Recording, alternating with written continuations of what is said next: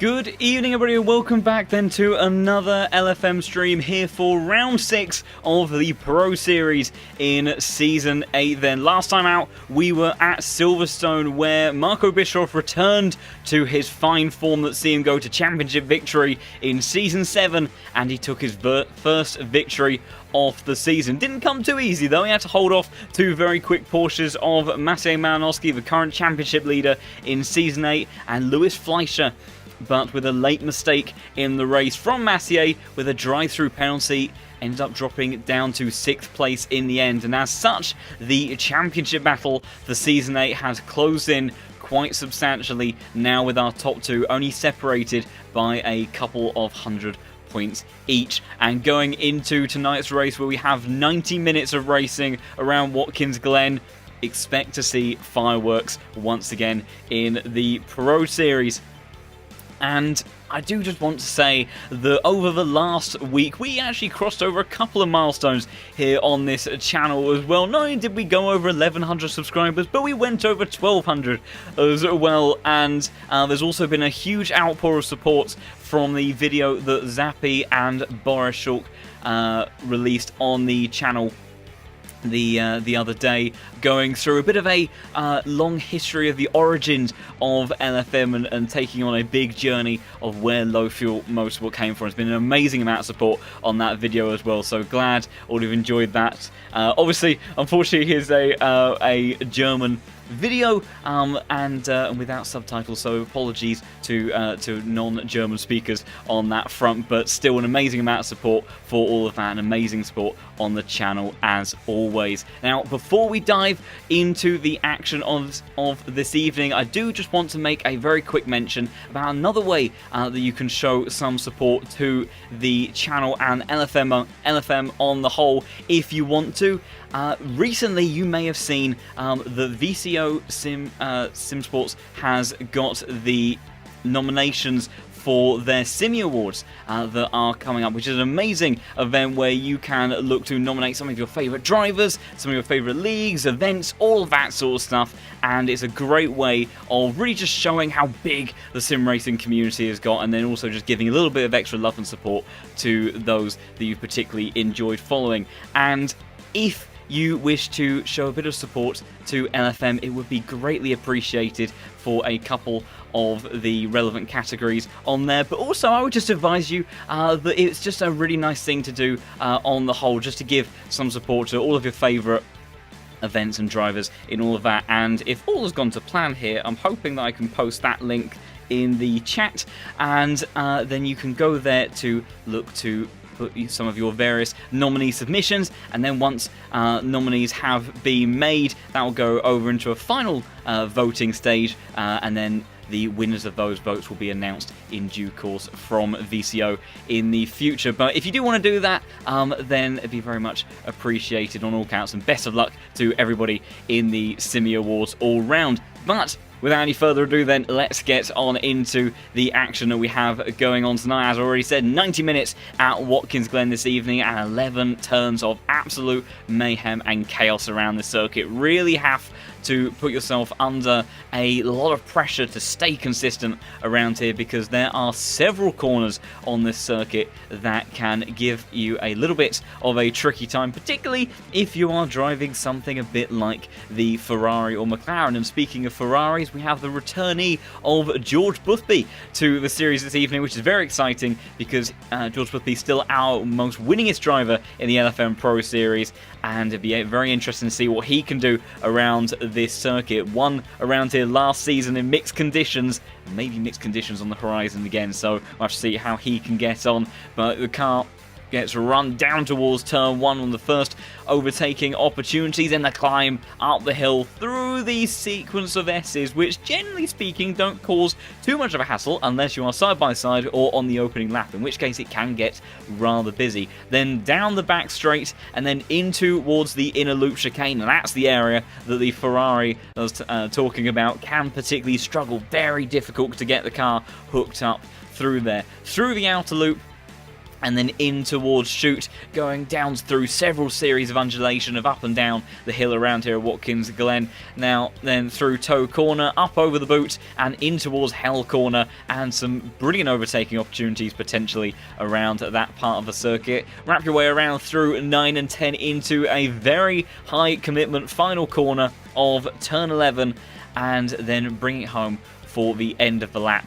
And our drivers will be absolutely at full commitment around here tonight. We wouldn't expect anything less from the Pro Series at that, and we should be able to make our way into the server in just a moment, where I imagine that this evening we're going to have a pretty good mix of cars that are going to be at the pointy end of the grid. The Porsche, always very strong here. The Hondas are very quick here as well, so expect to see those up there too. And like I say, George Boothby in the Ferrari could very well be quick around here too. Last season, Valentin Barry in the Ferrari was actually the fastest driver around here in the race and came storming through field. He's in the Aston Martin this time, but he's likely to go very well around here again. So I shall look to make our way into the server in just a moment.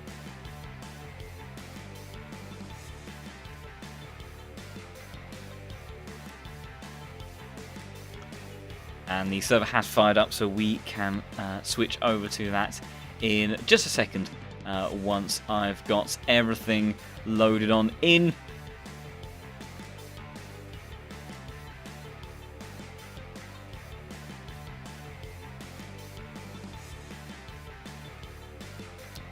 Let's just get all of the various bits of trickery and things all up on here, as that's all rather interesting. Why is that behaving like that?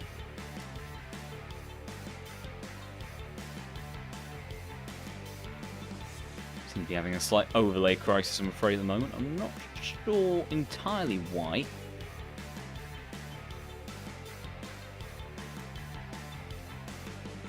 I think, though, that is now up and running. So we'll switch over like so into the practice session, where just about over 6 minutes of this practice session left to go for drivers to get themselves dialed in around this circuit and seeing what they can do with these last remaining laps to get the dialed in. Yes, I do leave the track map deliberately on the screen because one, it does give me a little bit more of an indication of where things are going, and also because I think it gives us a bit of an idea when we've got things during the pit stops and such as well, that we can see where everybody is emerging from, and seem to have lost, unfortunately, one of the things I was looking for. There we go. So everything is now up and running on that front, and we will see what our drivers get up to in the little practice session. I did say that we have some mixed conditions that could present themselves during the race. It's not entirely confident whether or not we will have any rain or anything like that, but there is certainly the potential. Where there's the potential, these drivers need to be prepared. Last time we had a very interesting qualifying session around here at Watkins Glen in Season 7, and where it was the case that we had a dry initial part of the session, and then very quickly it switched over to rain, and I think it was Marco Yonkers that ended up taking pole position around and all of that. But then when it switched over to the race, it continued to rain, and it was George Boothby that very quickly stormed his way to the front of the field and was able to get himself a victory in the Pro Series. Also do apologise, I forgot to enable the game audio on that side of things, so hopefully should actually be able to hear some cars making their way around here now. But looking at who we've got, it's Boris Garafulin in the number 21 Honda that is at the top of the timesheets for the time being, but of course we don't know too much about what these drivers are doing with regards to fuel loads and things like that. We'll have some drivers that are trying to get everything dialed in for their flying laps in qualifying, And then there'll be some that are looking to just make some final tweaks before the race, because time pressures around here are going to be very important.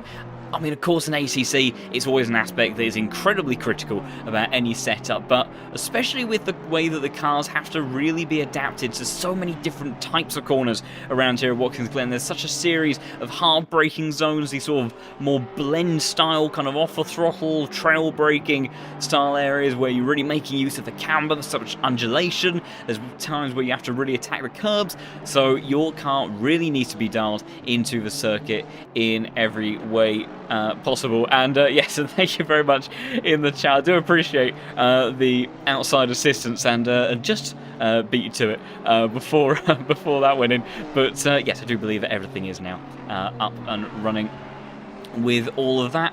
And as ever, for tonight, we do have quite the entry list. Unfortunately, one car that doesn't seem to have made its way into the final sign-up list is Alexander Smolia, which is rather disappointing. He won at COTA, so the other American circuit here on the calendar for Season 8, and he was briefly signed up into towards the session, but he seems to have withdrawn, so I'm not sure if that is down to anything equipment-wise or things like that, but unfortunately we won't have Smolia to see if he can make it another American racetrack victory. Meanwhile, number 6 of Emanuele Tajadain has gone up to the top of the timing board for the time being, with just over 2 minutes left on the clock. But someone that I will be keeping a pretty close eye on, I'm sure everyone else will be as well, George Boothby returning to the series. He's got himself in a little bit of a tricky position if he still wants to try to win this championship, because having missed 3 races since round 3 to round 5, unfortunately, with only 2 drop scores being available during the championship, that does mean that no matter what, he is effectively going to be down a race worth of points on everyone else around him. But if anyone can look to bounce back from something like that, I'm sure the winningest driver in the Pro Series will be the one to do it. So I have to keep an eye on how his day goes today, and also for the rest of the season. Hopefully no more technical issues on the side of things for George Boothby, who is has a little bit of traffic of the Aston Martin in front. In actual fact, it doesn't matter too much because he just practices a pit lane entry for the time being, and it's quite a tricky one. Actually, you have to stay very, very tight to that inside line in order to get yourself slowed down and nicely on the trajectory for the pit lane without going clattering into the end of that barrier.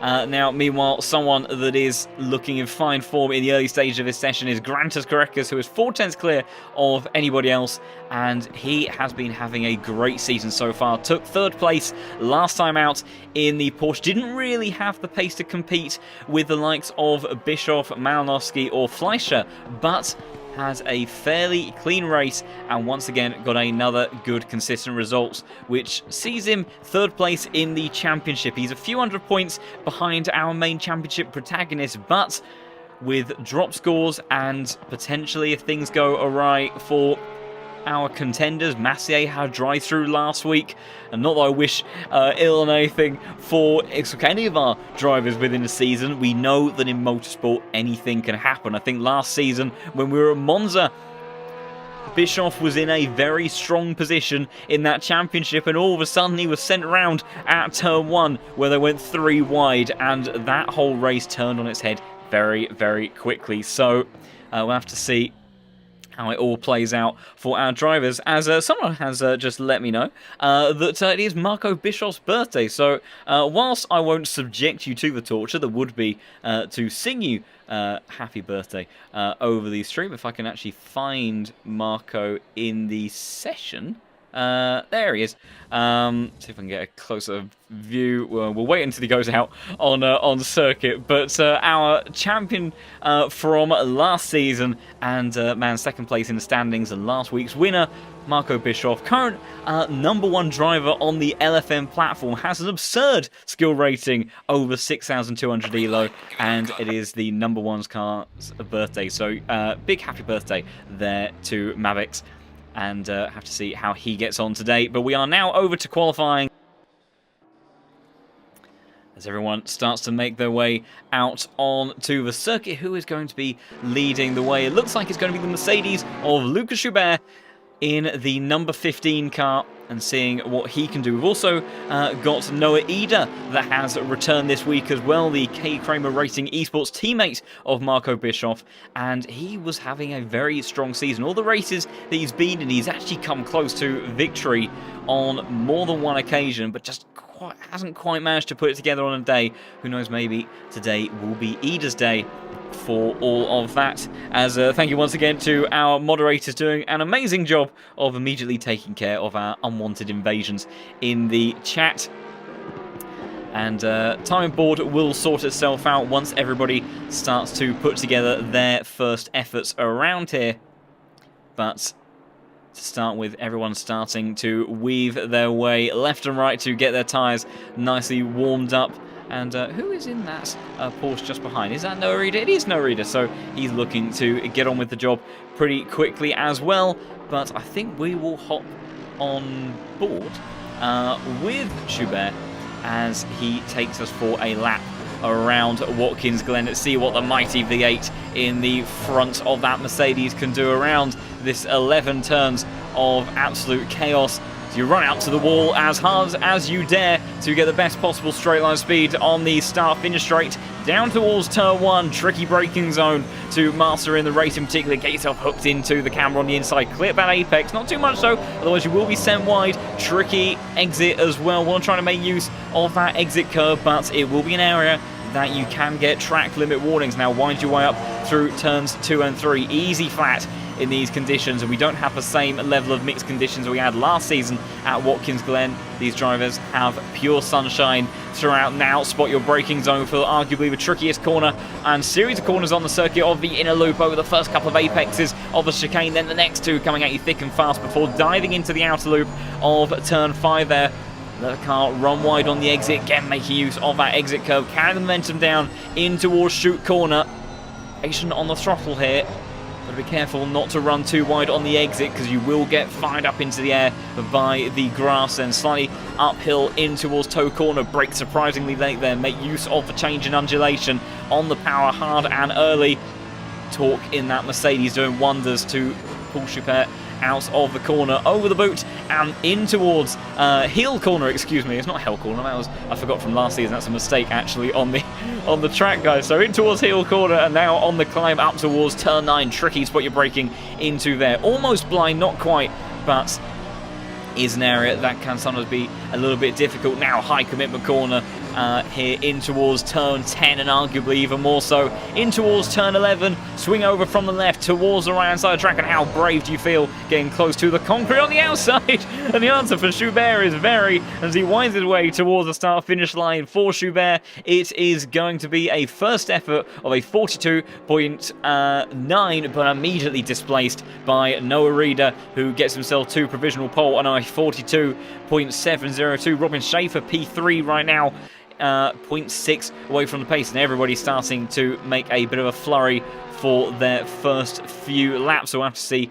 how the time ball sorts itself out. But Noah Eder has already had a pole position so far this season, so we'll have to see what he can do. Jardier up there into P2 in the Honda, and he will be looking to have a very strong day today. The car hasn't quite been in the way in which he would have wanted it for the last few races, but this is possibly one of the strongest tracks that the Honda will be visiting this season, so Jardier really wants to try to make the most of that where he can. Grantis Correca is currently P3, but going purple in the opening sector, so he may well be on to try to snatch provisional pole away from Noah Eder. We've got several drivers improving up and down the grid. George Boothby all the way down at the very bottom of the field, but he's currently about to cross the line to see what sort of lap he can do. It's good enough for P6, and raw pace may not be where the Ferrari shines today, but perhaps if there are mixed conditions or time management. We know George Boothby's racecraft, and he may be able to make his way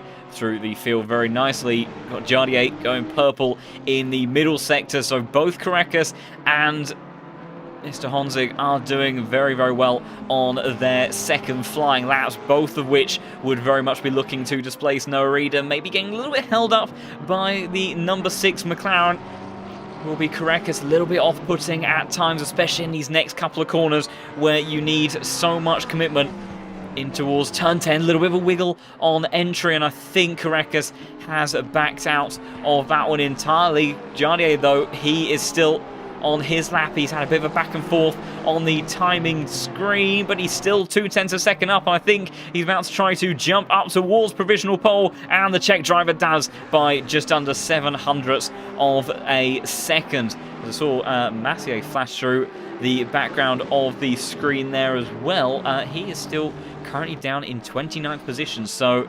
the championship leader hasn't quite put together a time, representative time. He's got George Boothby, his Yassi teammate, just behind him, who will be looking to try to get in a clean lap.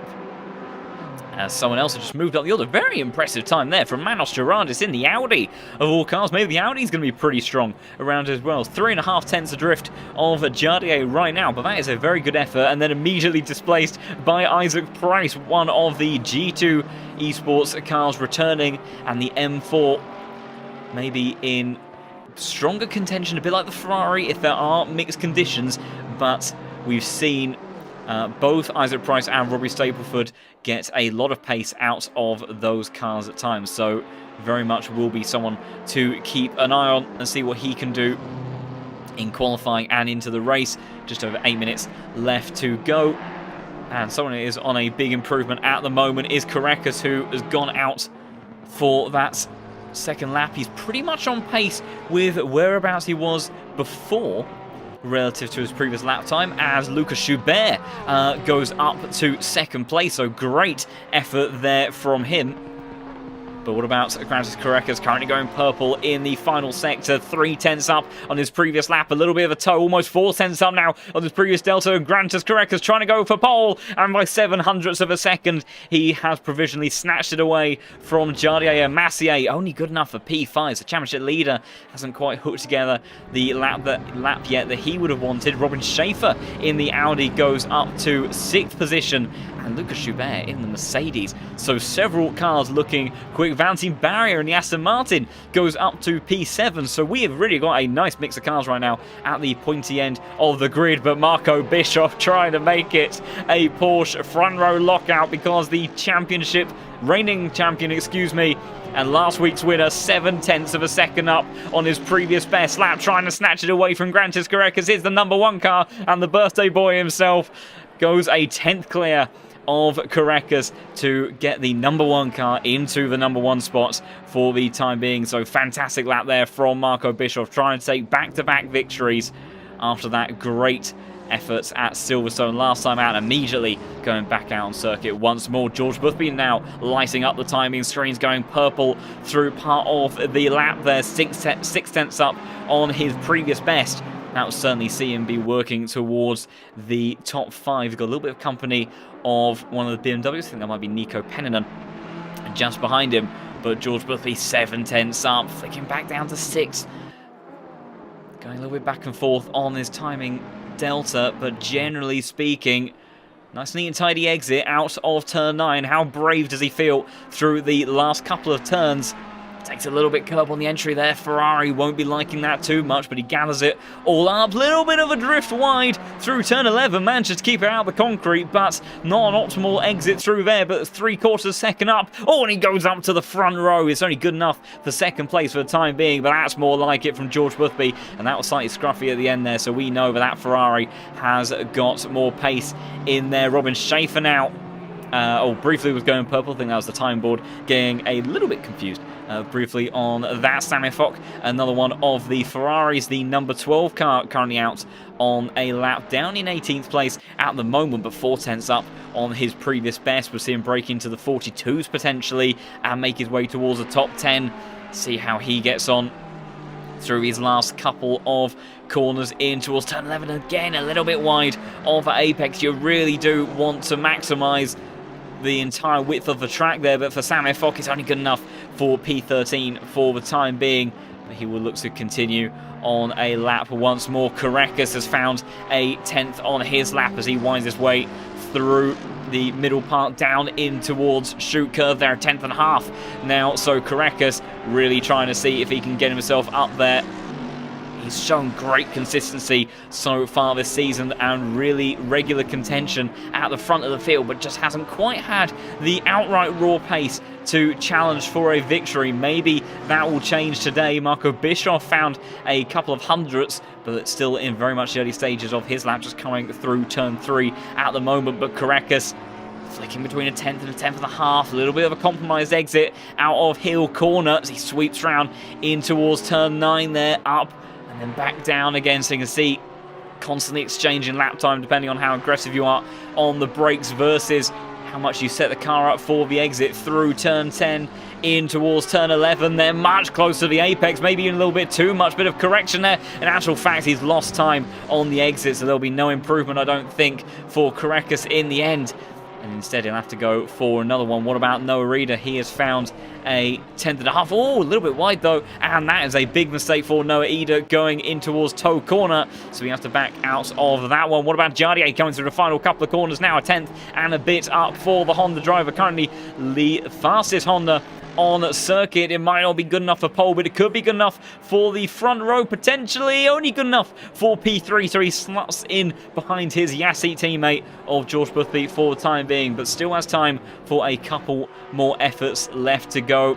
Caracas again, very quick in the opening parts of the lap. See who else is on improvement. Boris Garofulin jumps up to P16, P17 now, as Daniel Naves see as well is going very quickly. If I can find him on my timing screen, there we go. He is in 8th place. Oh, he just finished his lap, so good effort there from the number 18 Honda. But look at Grantis Caracas, almost a quarter of a second up on his previous lap times, and maybe not too disappointed. We didn't quite bank in that one because this one is looking absolutely stellar. Let's go on board with the number 2 Porsche as he winds his way up through the final 3 corners in towards turn 9. Great agility in this car, 3/10 up on his previous lap. This is looking absolutely stellar right now from the number 2 car. Can he get himself at the front of field? A little bit of correction through turn 10. He had a wiggly exit through here last time in turn 11, trying to scrub off the speed with the front tyres, runs it up towards the concrete. And Grantis Caracas trying to go for glory. It's going to be 2/10 up, and it's going to be good enough for provisional pole for the number 2 car. And that was even with a slightly compromised first sector there. You can see purple in the final sector, personal best in the middle, and even a little bit more speed to find in the first sector. And he'll still have time for a couple more attempts. Whether or not those tyres will have had their best, though, by the time he finishes this next lap, we'll have to wait and see. But great effort there from the number 2 car. What about Marco Bischoff? So, don't think he's on a lap at the moment, so he will only... Oh, he is! He's actually just a couple of hundredths up. See through turn 9 there, different line.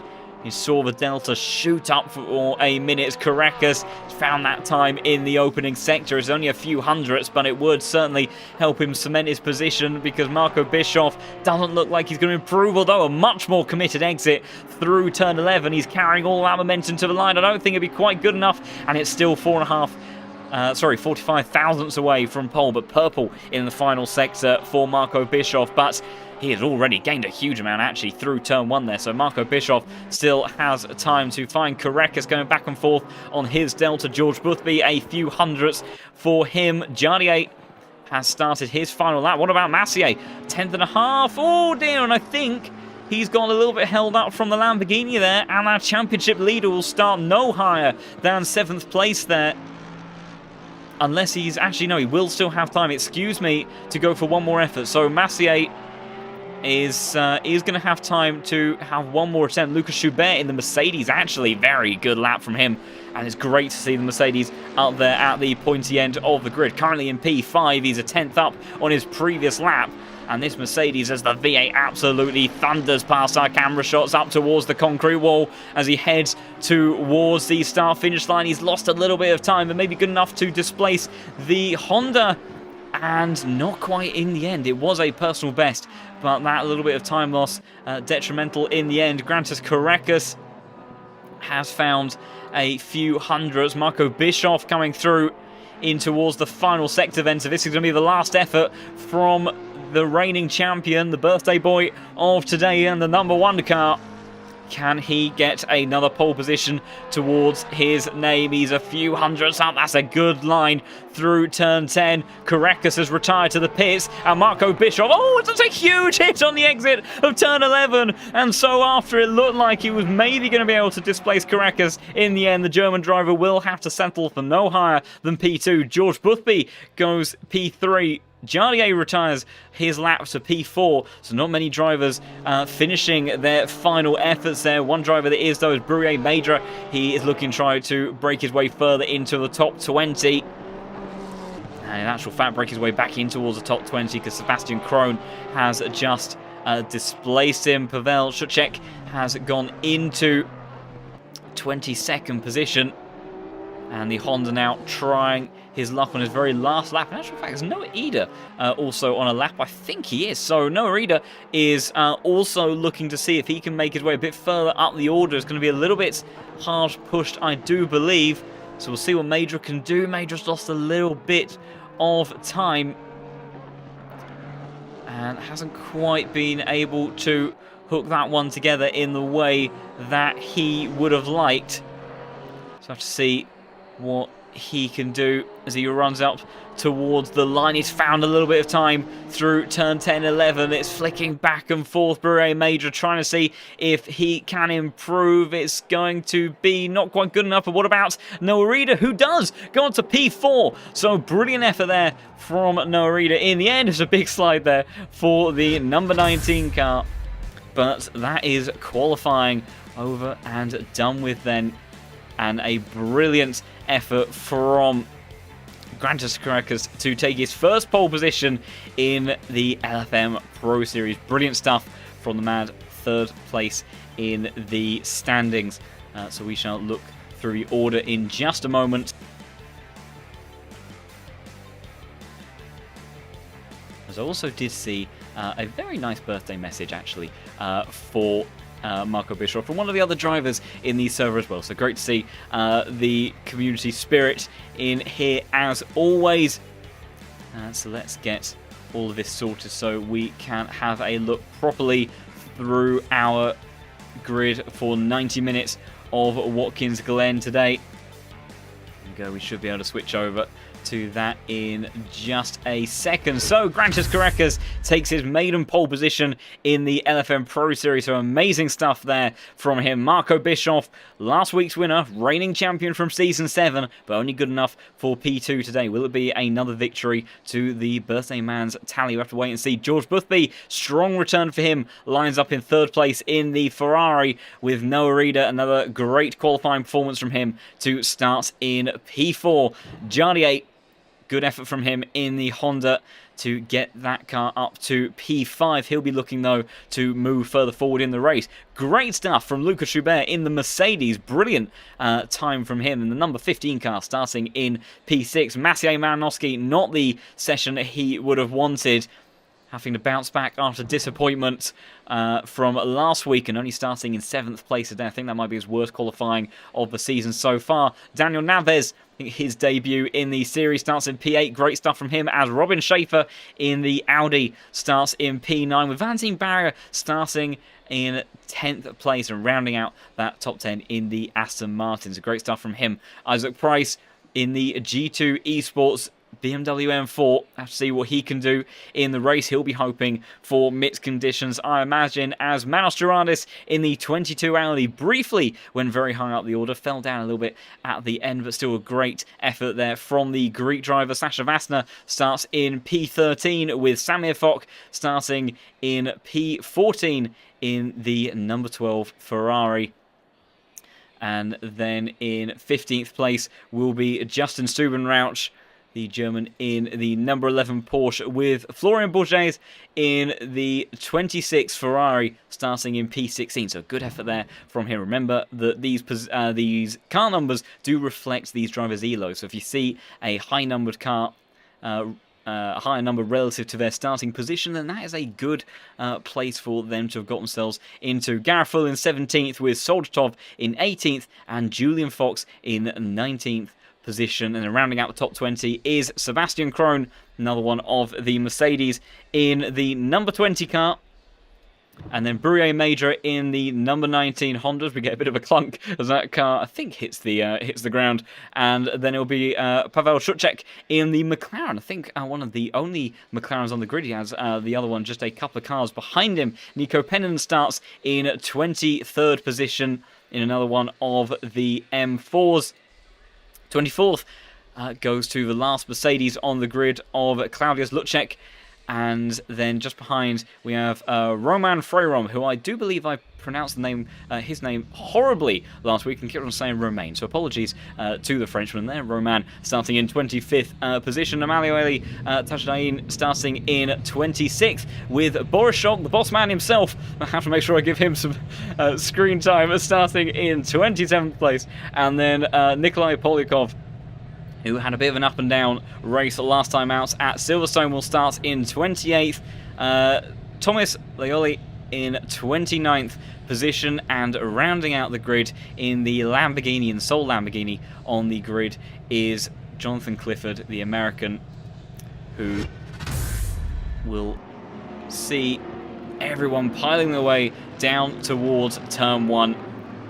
And it looks like we will be starting under some dry conditions. We'll have to see if during this 90-minute race, whether or not any of that changes.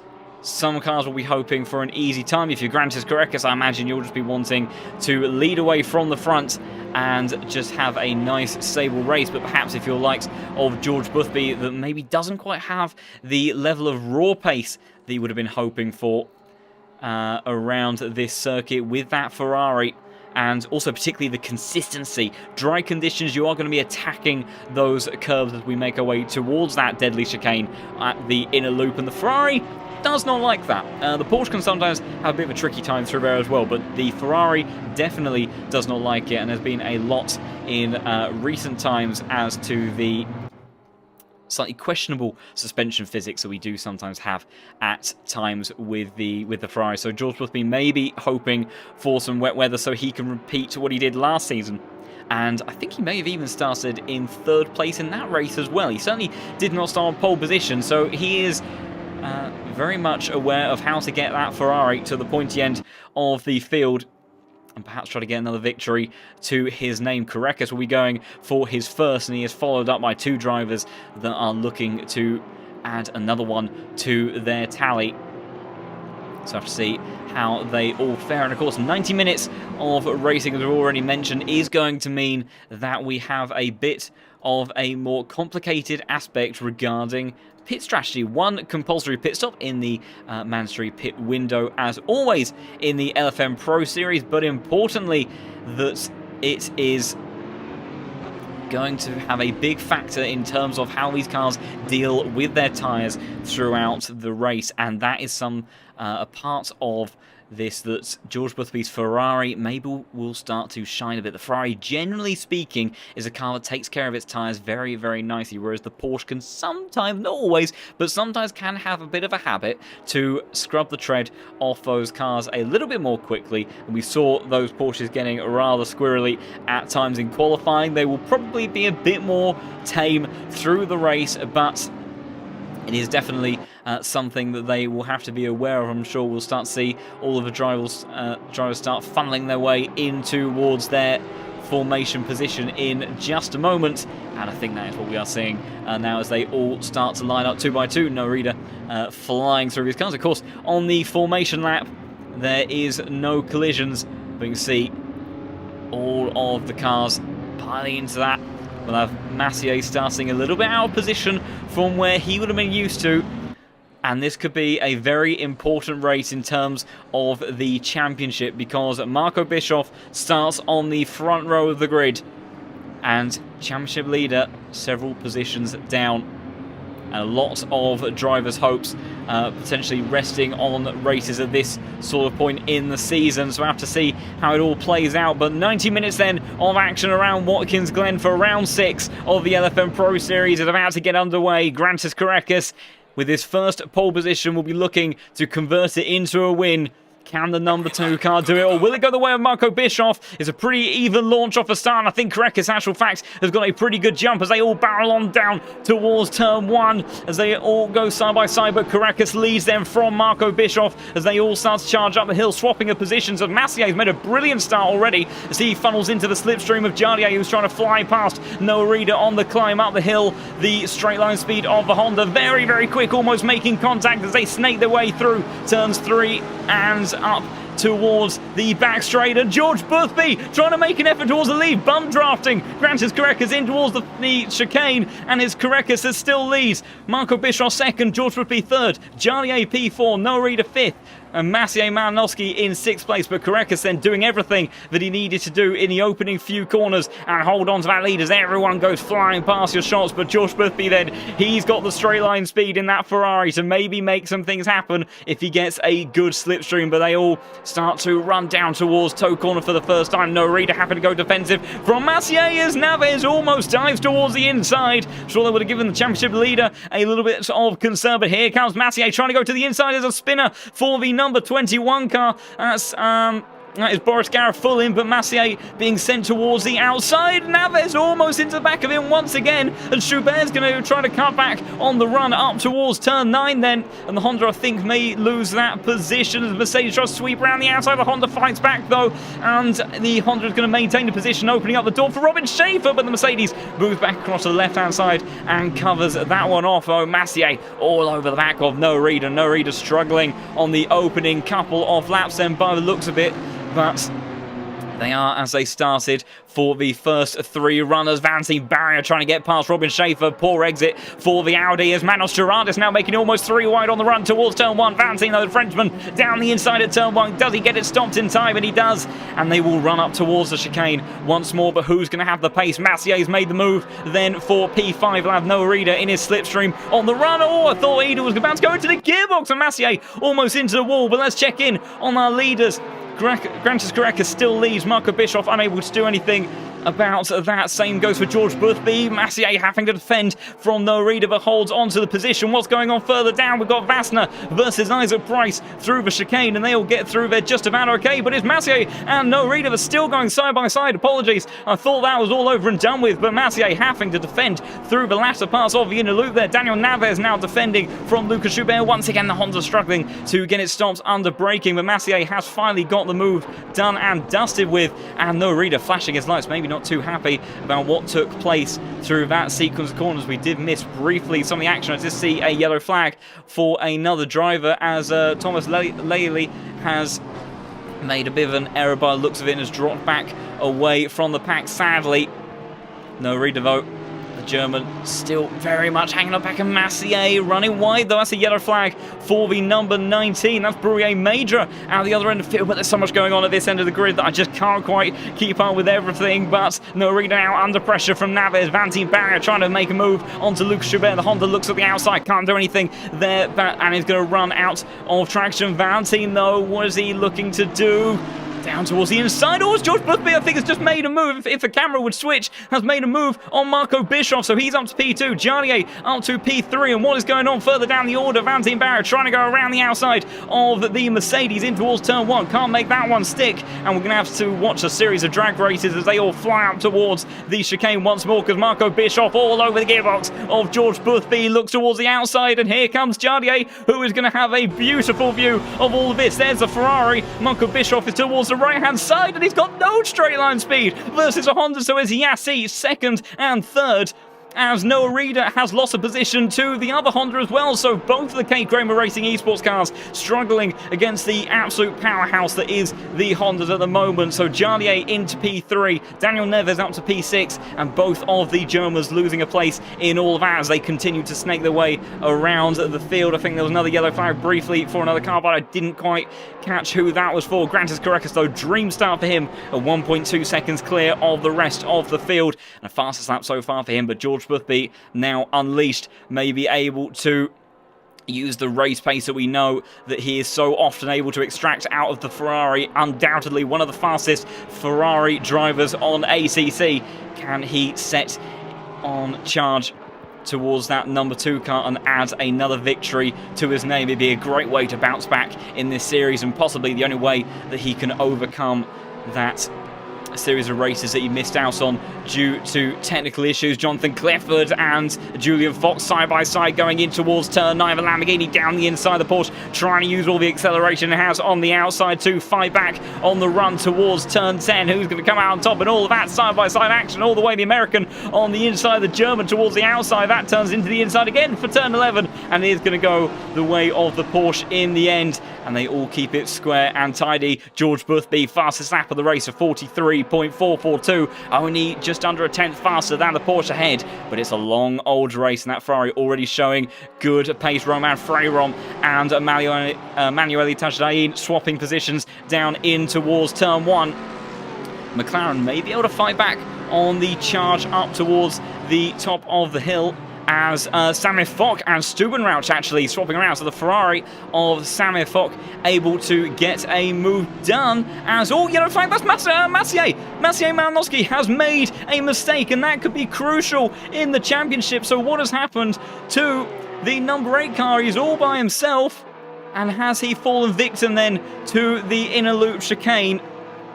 That is absolutely devastating potentially for his championship, with Marco Bischoff still at the pointier end of the grid. How does he fare through here? Goes wide throughout Apex, catches the curb, jumps across into the grass. And a tag on the wall as well for good measure. So that is damage to the side of the Poles car, losing several positions in the process. So he is now down to 10th place as yellow flags out for someone. Stubenrauch and Soltov side by side on the exit. And a big contact there between the 11 and the number 10 car. And Stubenrauch sent flying into the wall and now stranded in the middle of the circuit. I think everyone else single file further down the order though, so shouldn't get tagged. But that is a very, very heavily damaged car, and I'm sure that he will have a few words to say to Soltov after that. But someone that's responding is Marco Bischoff, fastest lap for him. What about Valentin Barrier though, trying to go around the outside in towards turn 1. There's yellow flags everywhere, one for the 23, and Valentin the Frenchman trying to go all the way around turn 1. That'd be an amazing move if he can make that stick in the number 7 car, and he has.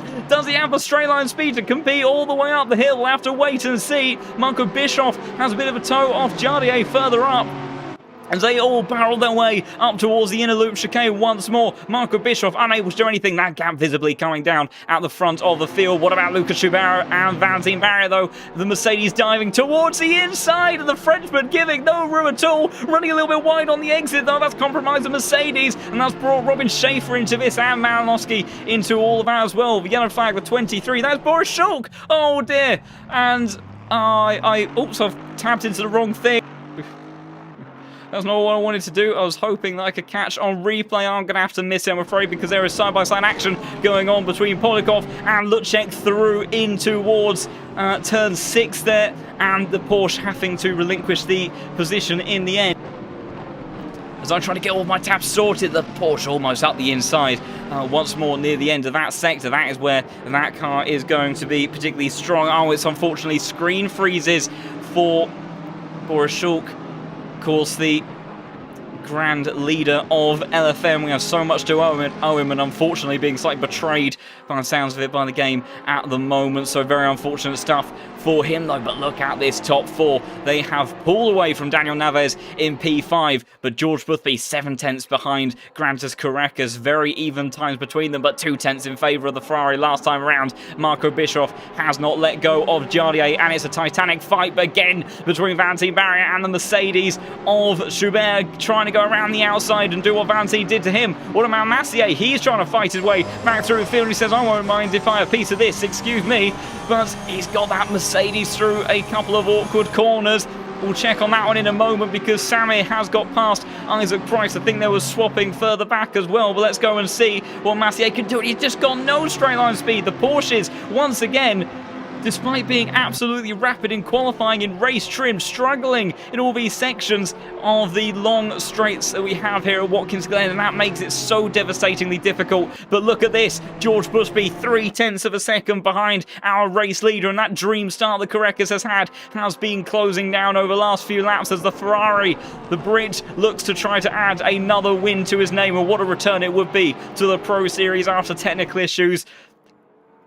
pay to entry for the last 3 rounds if he could take a victory. What about Polikov versus Lucek once again? The number 24 diving towards the inside of toe corner in contact with the Mercedes. Lucek sent towards the outside, and the Porsche, unfortunately, involved in some more contact again. Julian Fox and Jonathan Clifford have swapped positions as Lucas Chabert has lost a huge amount of time and positions in all of that as well. The Audi of Manos Gerardis now trying to go through. And I'm not sure what's happened there, but unfortunately I think I'm going to have to check in with some other fights in just a moment, because again, George Boothby has the Porsche just in front of him, and he's only 0.3 of a second behind, and we know how quick the Ferrari was down the back straight on the opening lap when he had the toe from the Porsche in front, so it's a good exit for Caracas, but is it going to be good enough to fend off the number 3 car? We've seen this car at the top of the field so many times. Samir Fock and Gerardis battling once more, but it's all right now about Grantas Caracas versus a Ferrari, and here it comes around the outside towards the inner loop chicane. Can he get it done? And he does! And George Boothby leads once again here at Watkins Glen. The Ferrari storms up to the top of the standings in this race, and that is a mighty move in the early stages of the race. I doubted whether or not the pace would be strong enough to fight with the Porsches, but George Boothby once again proving what is possible in the Italian manufacturer car. Caracas will be quick in this final sector, but a look at the Ferrari already looking to pull ahead, and amazing stuff there from the Yassit driver, who now looks to try and pull away. What has happened to Shutchek further down the order? He is going side by side with Emanuele Tajdain through in towards turn 6 now, and Emanuele looking towards the inside late on there, couldn't make it stick. Timing board having a bit of a issue as well with some of the other cars. Caracas, we'll check in with this because again, look, he closes up in this final sector. This is where the agility, the acceleration, the braking of the Porsche. Same goes for the likes of Marco Bischoff over the back of the Honda of Jarnier. They just can't find a way through. So difficult to overtake. And then those big straights allow the other cars to pull away. We've got Bourges and Pennington side by side in towards turn 9. Then it's the BMW that's come out on top for the time being.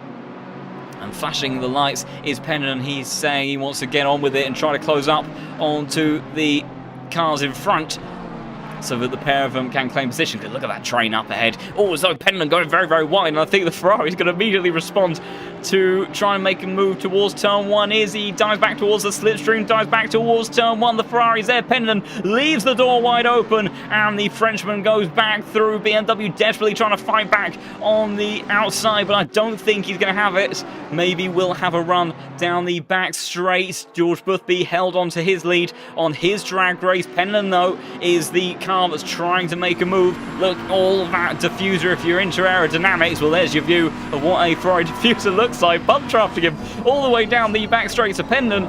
Still living up to his request of wanting to get on with it, but it's a bumpy time for the Ferrari through that corner. And unfortunately, Florian sent towards the outside there. Similar mistake for what happened to Massier, as for a brief moment, Isaac Price, as what has happened there to Shutchek. I think maybe he's had a bit of an issue through the chicane as well. The McLaren seemingly, I think, lost a couple of positions there, but perhaps that was done in the earlier part of the chicane. White flags for a few cars popping up momentarily, but nothing too dramatic by the looks of it.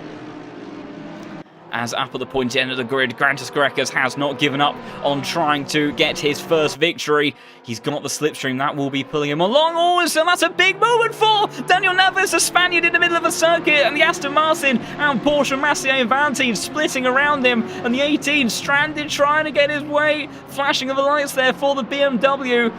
As a very awkward place for the number 18 car to be in. He's lost out on the exit. He's got to be so careful on the rejoin here.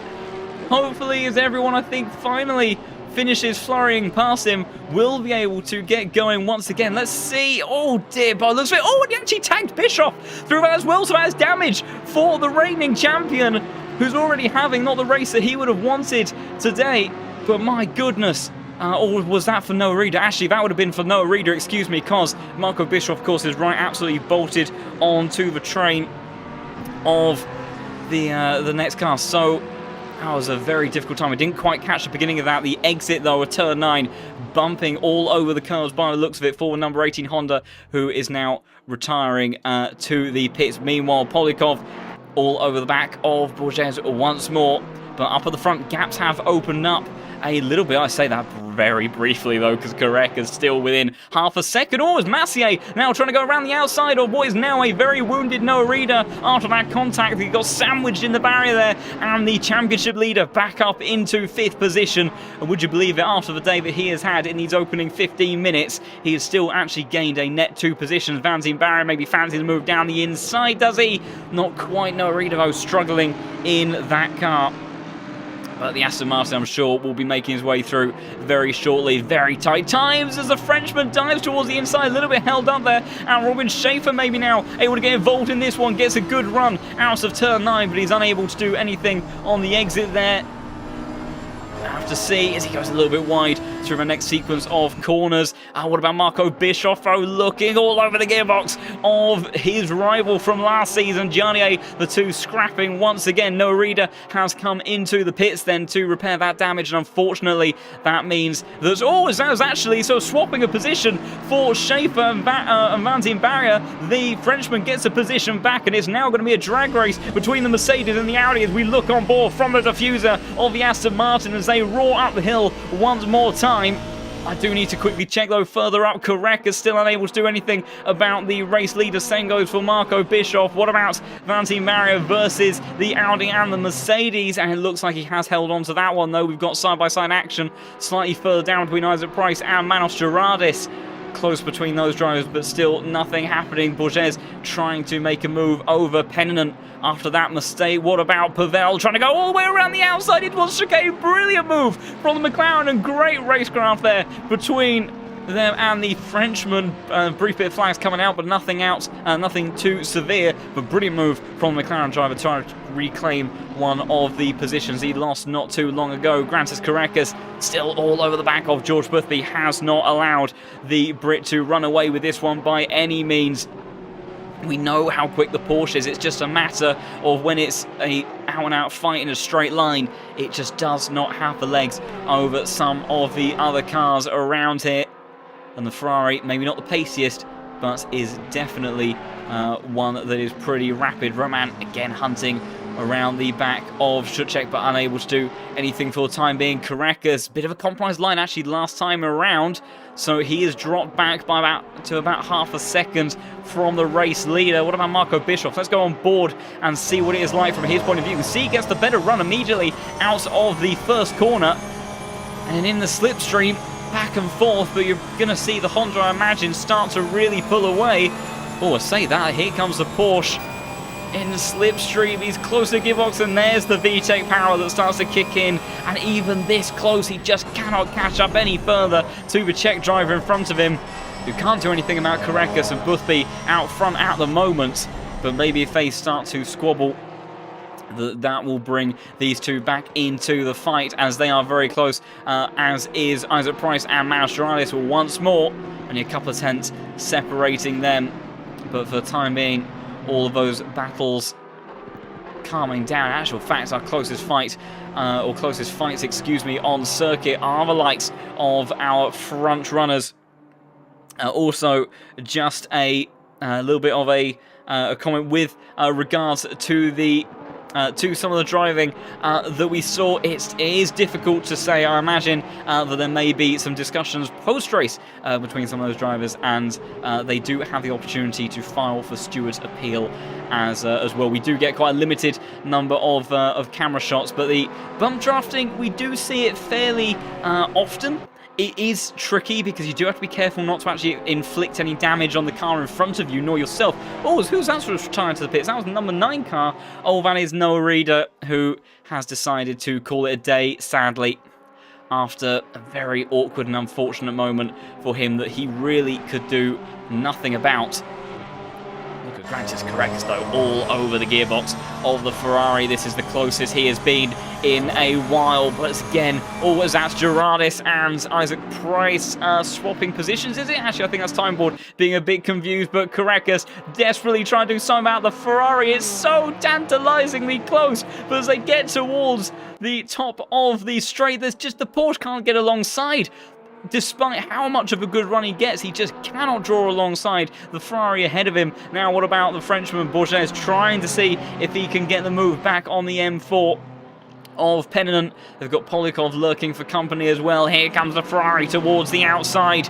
Frenchman trying to see if he can make this stick. It's going to be tricky, not a huge overlap. In actual fact, it's going to be the Finnish driver that ends up retaining that position for the time being. Polikov brave over the curbs in the second part of the chicane there, but unable to do anything about that one. What about Garafullin and Clifford swapping around down the back straight by the looks of it? I think Lamborghini may have lifted off and let him through, but I do need to go back towards our front runners because these gaps just are not shifting. Absolutely nose to tail between each of our drivers. All of the very best of the best here in the Pro Series, and they are pushing each other to the limit. Meanwhile, Polikov and Bourges side by side through in towards the exit of turn 7, on the run now towards turn 8, and the number 24 Porsche storming down the inside. Oh, a little bit of contact there between himself and the Ferrari, but just about getting through there relatively cleanly, and the Porsche does make a move. Oh, as the time ball was giving me false hopes for a bit of a scrap there between Jardier and Marco Bischoff. Well, I say that I think usually under any circumstances this sort of close racing would be classed as an out-and-out battle, but right now the straight line speed advantage for both the Ferrari and the Honda keeping each of these Porsches at bay, as again, if we have a bit of a look from the rear diffuser of George Boothby, Caracas absolutely planted to the back of that car but just unable to do anything. But here's one of the areas where he's going to be quick. The Ferrari has to be so cautious through this part of the lap not to get fired out from the deadly curb. You can see the Porsche manages to get more tucked in through the outer loop. Further down the order though, Florian trying to now draw alongside the Porsche, almost being squeezed off the circuit, flashing up the lights there, trying to see if he can go all the way around the outside of Polikov. Deep on the brakes is the number 24 car, and he can't get past the Porsche, although he's run a little bit wide. The Ferrari will try to fight back, but I think he's a little bit too far adrift for the time being. But scraps up and down the order at the moment. Polikov a bit deep on the brakes there, though again this is where his car is going to be extremely quick. We saw contact between himself and I think it was Claudius Lucek earlier on. Polikov trying to see if he can make something happen onto Pennant there, unable to do so. As they are absolutely nose to tail heading down towards turn 8 once more. A little bit cautiously defensive, in fact, from the number 24. But it does look like the Porsche and the Ferrari have the better pace advantage at the moment. Gaps at the front of the field have opened up. Oh, that one certainly wasn't. Polikov actually got a huge exit out of turn 9 there. Almost saw a move down towards the inside of turn 10, almost pushing the M4 along in towards turn 11. And a move from Nikolai down the inside of Pennant there in towards the final corner. And here comes the Ferrari of Bourges trying to capitalise on all that. Down the inside is the Ferrari, and he's almost sandwiched. He's got nowhere to go, pushing the Porsche down towards turn 1. BMW on the outside, Ferrari down the inside of the 26 car, fighting his way back in towards 14th position, and that could very quickly translate into another one because he will have the straight line speed advantage over the Porsche in front. Grantis Grekas hasn't been able to do anything up front. Isaac Price unable to do anything about Gerardis, but what about Florian Bourges and Nico Pennant making it 3 wide with Polikov down towards the inner loop chicane? They're going to sandwich Porsche, who's going to come out top of this one. Polikov backs out that one wisely. Ferrari sent over the curbs in the second part. The Ferrari that made it 3 wide is almost going to maybe lose another position. Is Sebastian Kroh, who's now under pressure from Tajalain on the run through turn 5. And they all go nose to tail through there once more. This is the problem. You compromise your line once and it sets you in a world of pain for being put under pressure for the following corners. Wide moment for Freyrom and the 31 car in the background of all of that. But my goodness, that got very tricky between all those drivers for a brief moment. Meanwhile, at the front of the grid, George Boothby still leads then, only by 0.3 of a second to Grantis Caracas. Jardier in 3rd place ahead of Marco Bischoff, who again is all over the gearbox. You can see so committed through the final corner, gaining. Does he think about a lunge towards turn 1? He shows his nose, but he's got patience and he doesn't make anything look to stick just yet. What about Pennon? Oh, as they swap position, and I think Nico Pennon maybe was flashing the lights here as Polnikov has got through. Tashdaiin trying to go down the inside. Oh, Shutchek on the run in towards turn 10. Is this also side by side with Pavel Shutchek on the outside of him? The number 6 car getting through. Freyron going down the inside at turn 11, and the McLaren losing several positions in the process end. So amazing battling up and down the order between all of our drivers, and they will all go through the battles once more. At the top end of the grid, Lucas Schubert and the big bang Mercedes trying to use that V8 power down the inside of Robin Schaefer. Oh, takes to the grass. And that's going to allow Samir Fokker around the outside as well. So the Audi loses 2 positions in one there, courtesy of Schubert. And they made a completely clean move down the inside, but the Audi unfortunately losing control. Pennon and Bourget fighting towards the chicane. Once again, it's the Finnish driver who's also sent to the grass, and the Ferrari fights his way back through. Roman Freyron trying to go around the outside of the McLaren of Shutchek, and he gets through as well. So drivers continually contesting their way through that area of the circuit. As we check back in up front, Marco Bischoff forcing Jardier to go defensive for the first time in a long time. And now, does he think he has the run out of turn 9? No. How's he fare though through turn 10 and 11? We saw how close he was, and he thought about a move towards the inside of turn 1, although we know how fast the Honda is up the back stretch, so maybe Jardier could fight back, even if he does get it done, having to back out of the throttle. Has to be so close to the wall to really get the most out of the exit. In actual fact, I think Jardier was the more aggressive of the two there, so the Honda really extracting everything he possibly can to keep back the mighty speed that is in the hands of this number 1 car. Last week's race winner quickly seeing race winning potential again run away from him, and he is seeing the diffuser of this Honda time and time again. It's not the first time we've seen these two battle it all out. Isaac Price and Gerardis battling further down the order. I don't think Bischoff can do anything through here, and I do want to check in on other things. Oh, there's a little bit of a moment for the pair of them, but they do get there through there safe and sound in the end. Isaac Price trying to make something stick on the Audi of Gerardis. I think Sebastian Krohn made a move onto Freyron potentially, but how does Isaac Price fare down the inside? Oh, but he backs out that one on the run towards the chicane, and the Greek driver holds on to position for the time being, and the gaps for the first time in a long time at the front of the grid have opened up a bit. And Grantis Korek is now second behind as Shutchek around the outside of the Porsche. Another time the Porsche's lost out in a straight line, and the McLaren, the number 27 car, gets its way back into 18th position and fought nicely back there for McLaren.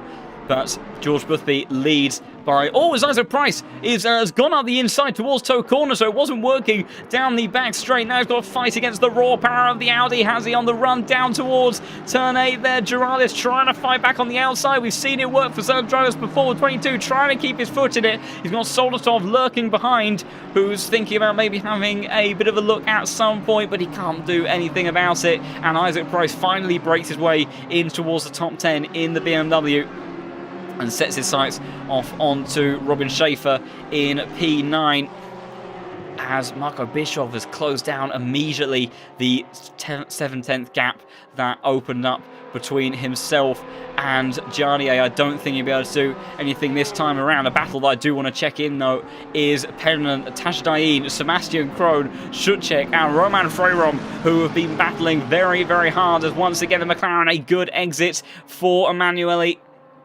on the run towards turn 1, putting all sorts of pressure onto Pennon, and looks towards the outside. Sebastian Krohn having to half defend from Shutchek, and Shutchek storming down the inside towards turn 1. But we'll have another drag race all over again, and Freyron lurking with a great deal of interest in all this as well. The gap at the front between Bischoff and Jardier has opened up to a second. Here comes Emanuele in the bright pink McLaren, and we've got the further three-way tussle just behind them as well, and the McLaren looks like it may have the straight line speed all the way towards the inside. Got to be careful not to get too many of them marbles on the tyres, though, as it's a battle. Emanuele comes out on top. Shutchek just behind. Sebastian Krohn has lost out to the McLaren in the air. Roman Freyron trying to see if he can snatch another position from the Mercedes there, but he's going to then run slightly adrift in towards turn 5 there, and they will stay as they were in all of that. White flag for Gareth Fullen. I think maybe a little bit of a moment for him through the inner loop chicane, but thankfully everyone managing to get through there safely. Oh, as the 21 car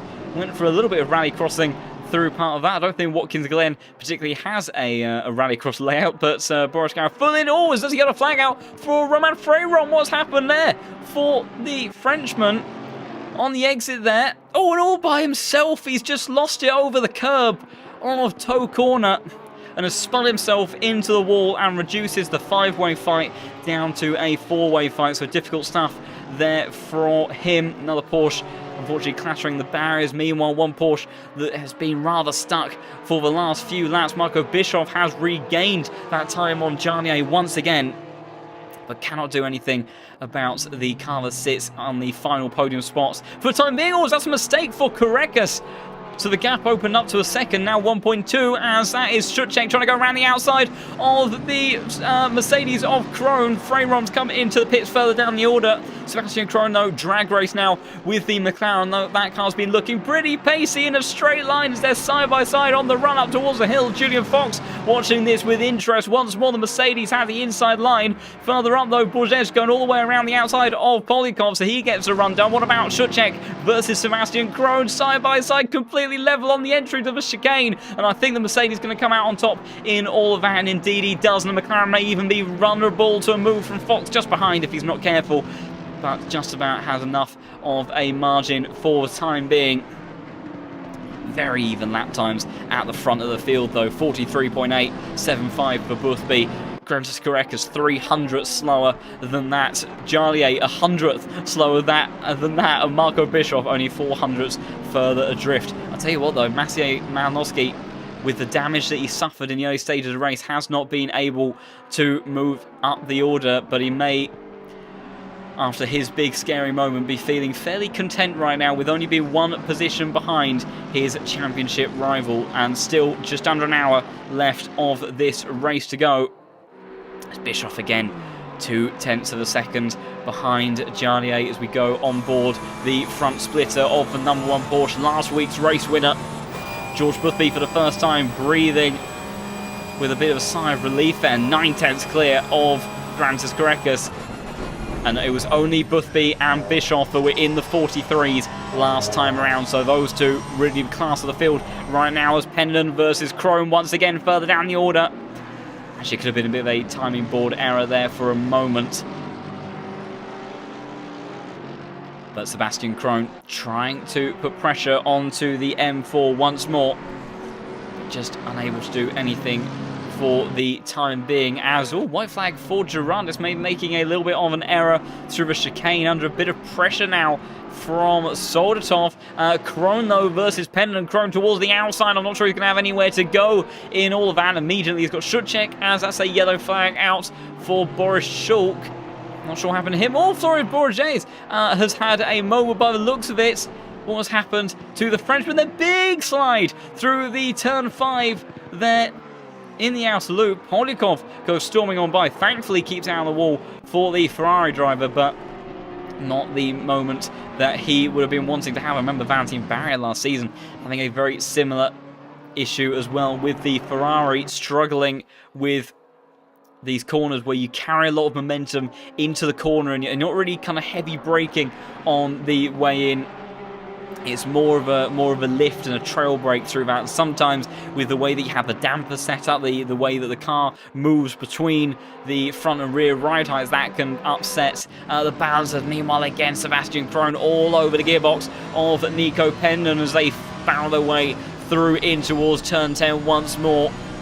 2 seconds now is George Boothby's lead, and the only driver last time around actually in the 43s was Lucas Schubert. That's very wide for the Mercedes through there, and now maybe will come under potentially even a little bit of pressure from Suchek behind. McLaren not able to do anything just yet. In actual fact, Sebastian Krohn, even with that poor exit, storming down the inside at turn 1, and the Pendon being shoved towards the outside, and immediately we now have a 4-way scrap on the run up towards the top of the hill. Once again, it's Krohn that leads, but maybe he'll have a company of the McLaren very soon. Pendon trying to fight off the Porsche of Julian Fox, who's getting a bit of a tow, but here comes Suchek trying to go around the outside of the Mercedes. Porsche down the inside of the BMW. McLaren can't do it, and neither can the Porsche, so Krohn back up in towards 16th position, then Suchek into 17th, capitalising on all of that. As, look at this. the gap for the second, third, and fourth place positions really closed up. So Karekas, I think, has made another mistake, and the man that was leading this race in the early stages now has Jardier starting to close up on him, and we know how fast that car is in a straight line, and that could be a very difficult time for Karekas to try to contend with in all of that if he doesn't get a bit of a move on. George Boothby back into the 43s. Jardier, fastest of anyone last time around, 43.785, almost his fastest lap of the race so far. Once again, let's see, let's go on board with the Honda. How much speed does he have? How much can he close the gap towards Karekas?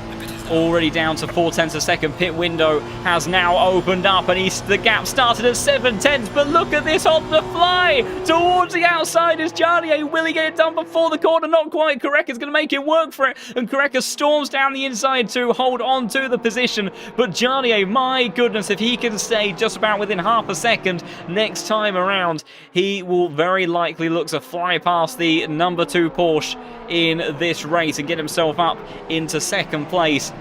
And right now, Marco Bischoff, while still kind of lurking very much with interest in all of this fight, has fallen a little bit of drift. We've got the number 28 of Thomas Lelier. Excuse me, I find that name really difficult to pronounce. May even be getting it wrong entirely. But the number 28 of Thomas has just come into the pits.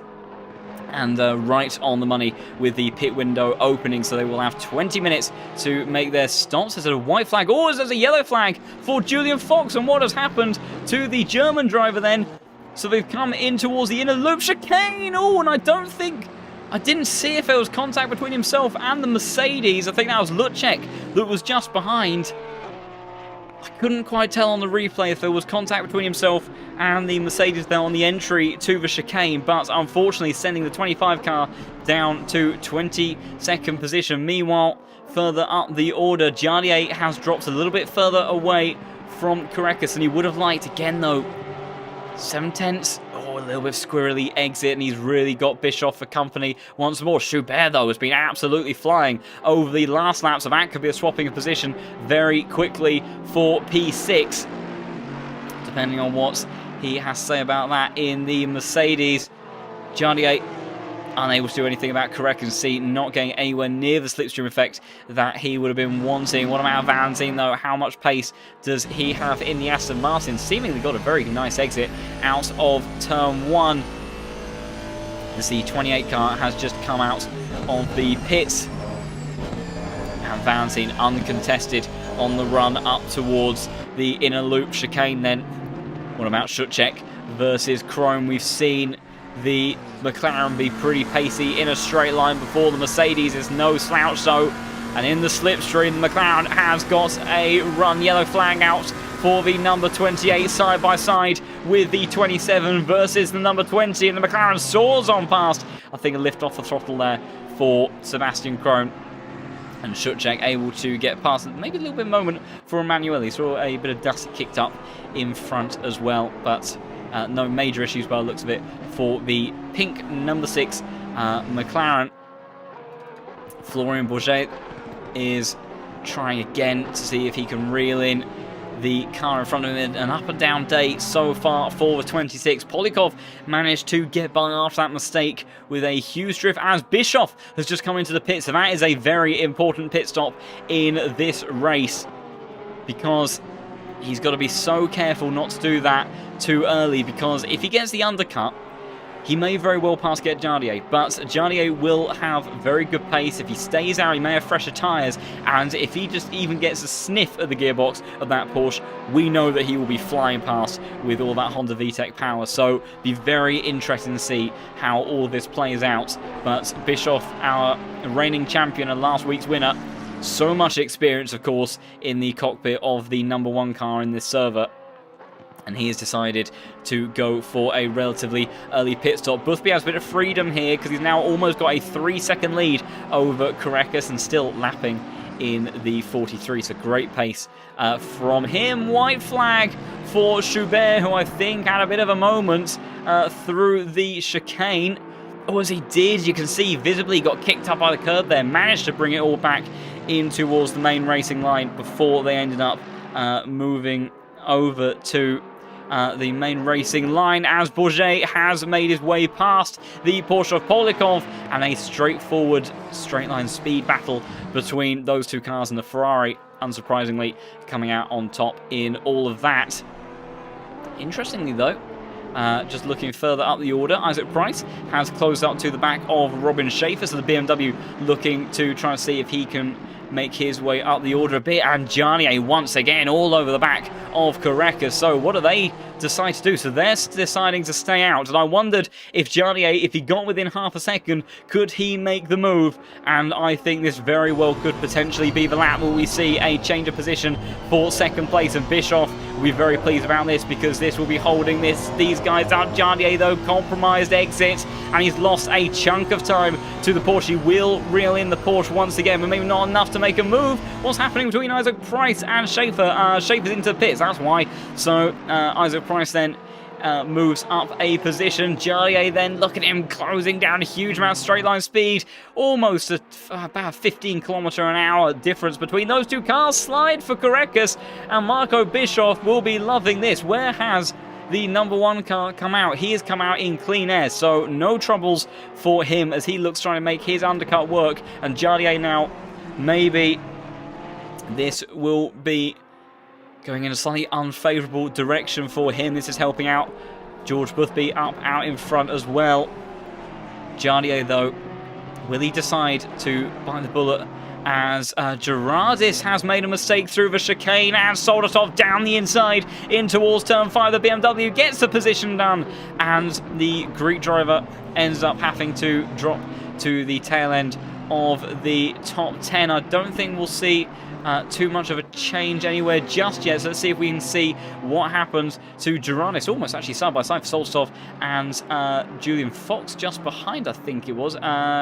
Oh no, that was letting by one of the blue flag cars. Mistake through the chicane for the number 22 car, clattering those curbs, and in the process losing out to the BMW. Also just noticed that the gap between Karekas and Jarnier has opened back out to a second. It goes a bit back and forth in the latter stages of the lap.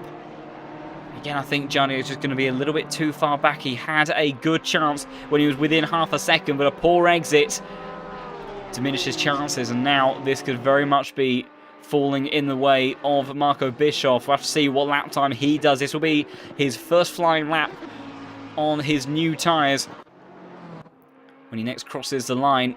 Jarnier 3/10 to Karekas now. Seemingly has a lot more confidence through the chicane. You see visibly different lines between the pair of them. What about Gerardis though versus the BMW? We know that the Audi is a pretty pacey car in a straight line, and here he is closing on to the back of the number 10 car. Drag race once again. Lucek has come into the pits in 17th position, but here comes the 22 trying to go down the inside in towards the chicane. Oh, it's very close. Soldatov firmly shutting the door on the run in towards that corner. They're barely a hair's width between them, and somehow they make it through there neat and tidy, but my goodness, that got pretty close, and Gerardis almost wide on the exit there of turn 5, but just about managing to hold on to the position for now. Let's check back in at the front end of the grid. 3.2 seconds now, the gap between George Boothby and Karekas. The Ferrari having a wonderful time right now at the pointy end of the field. Just want to check once again.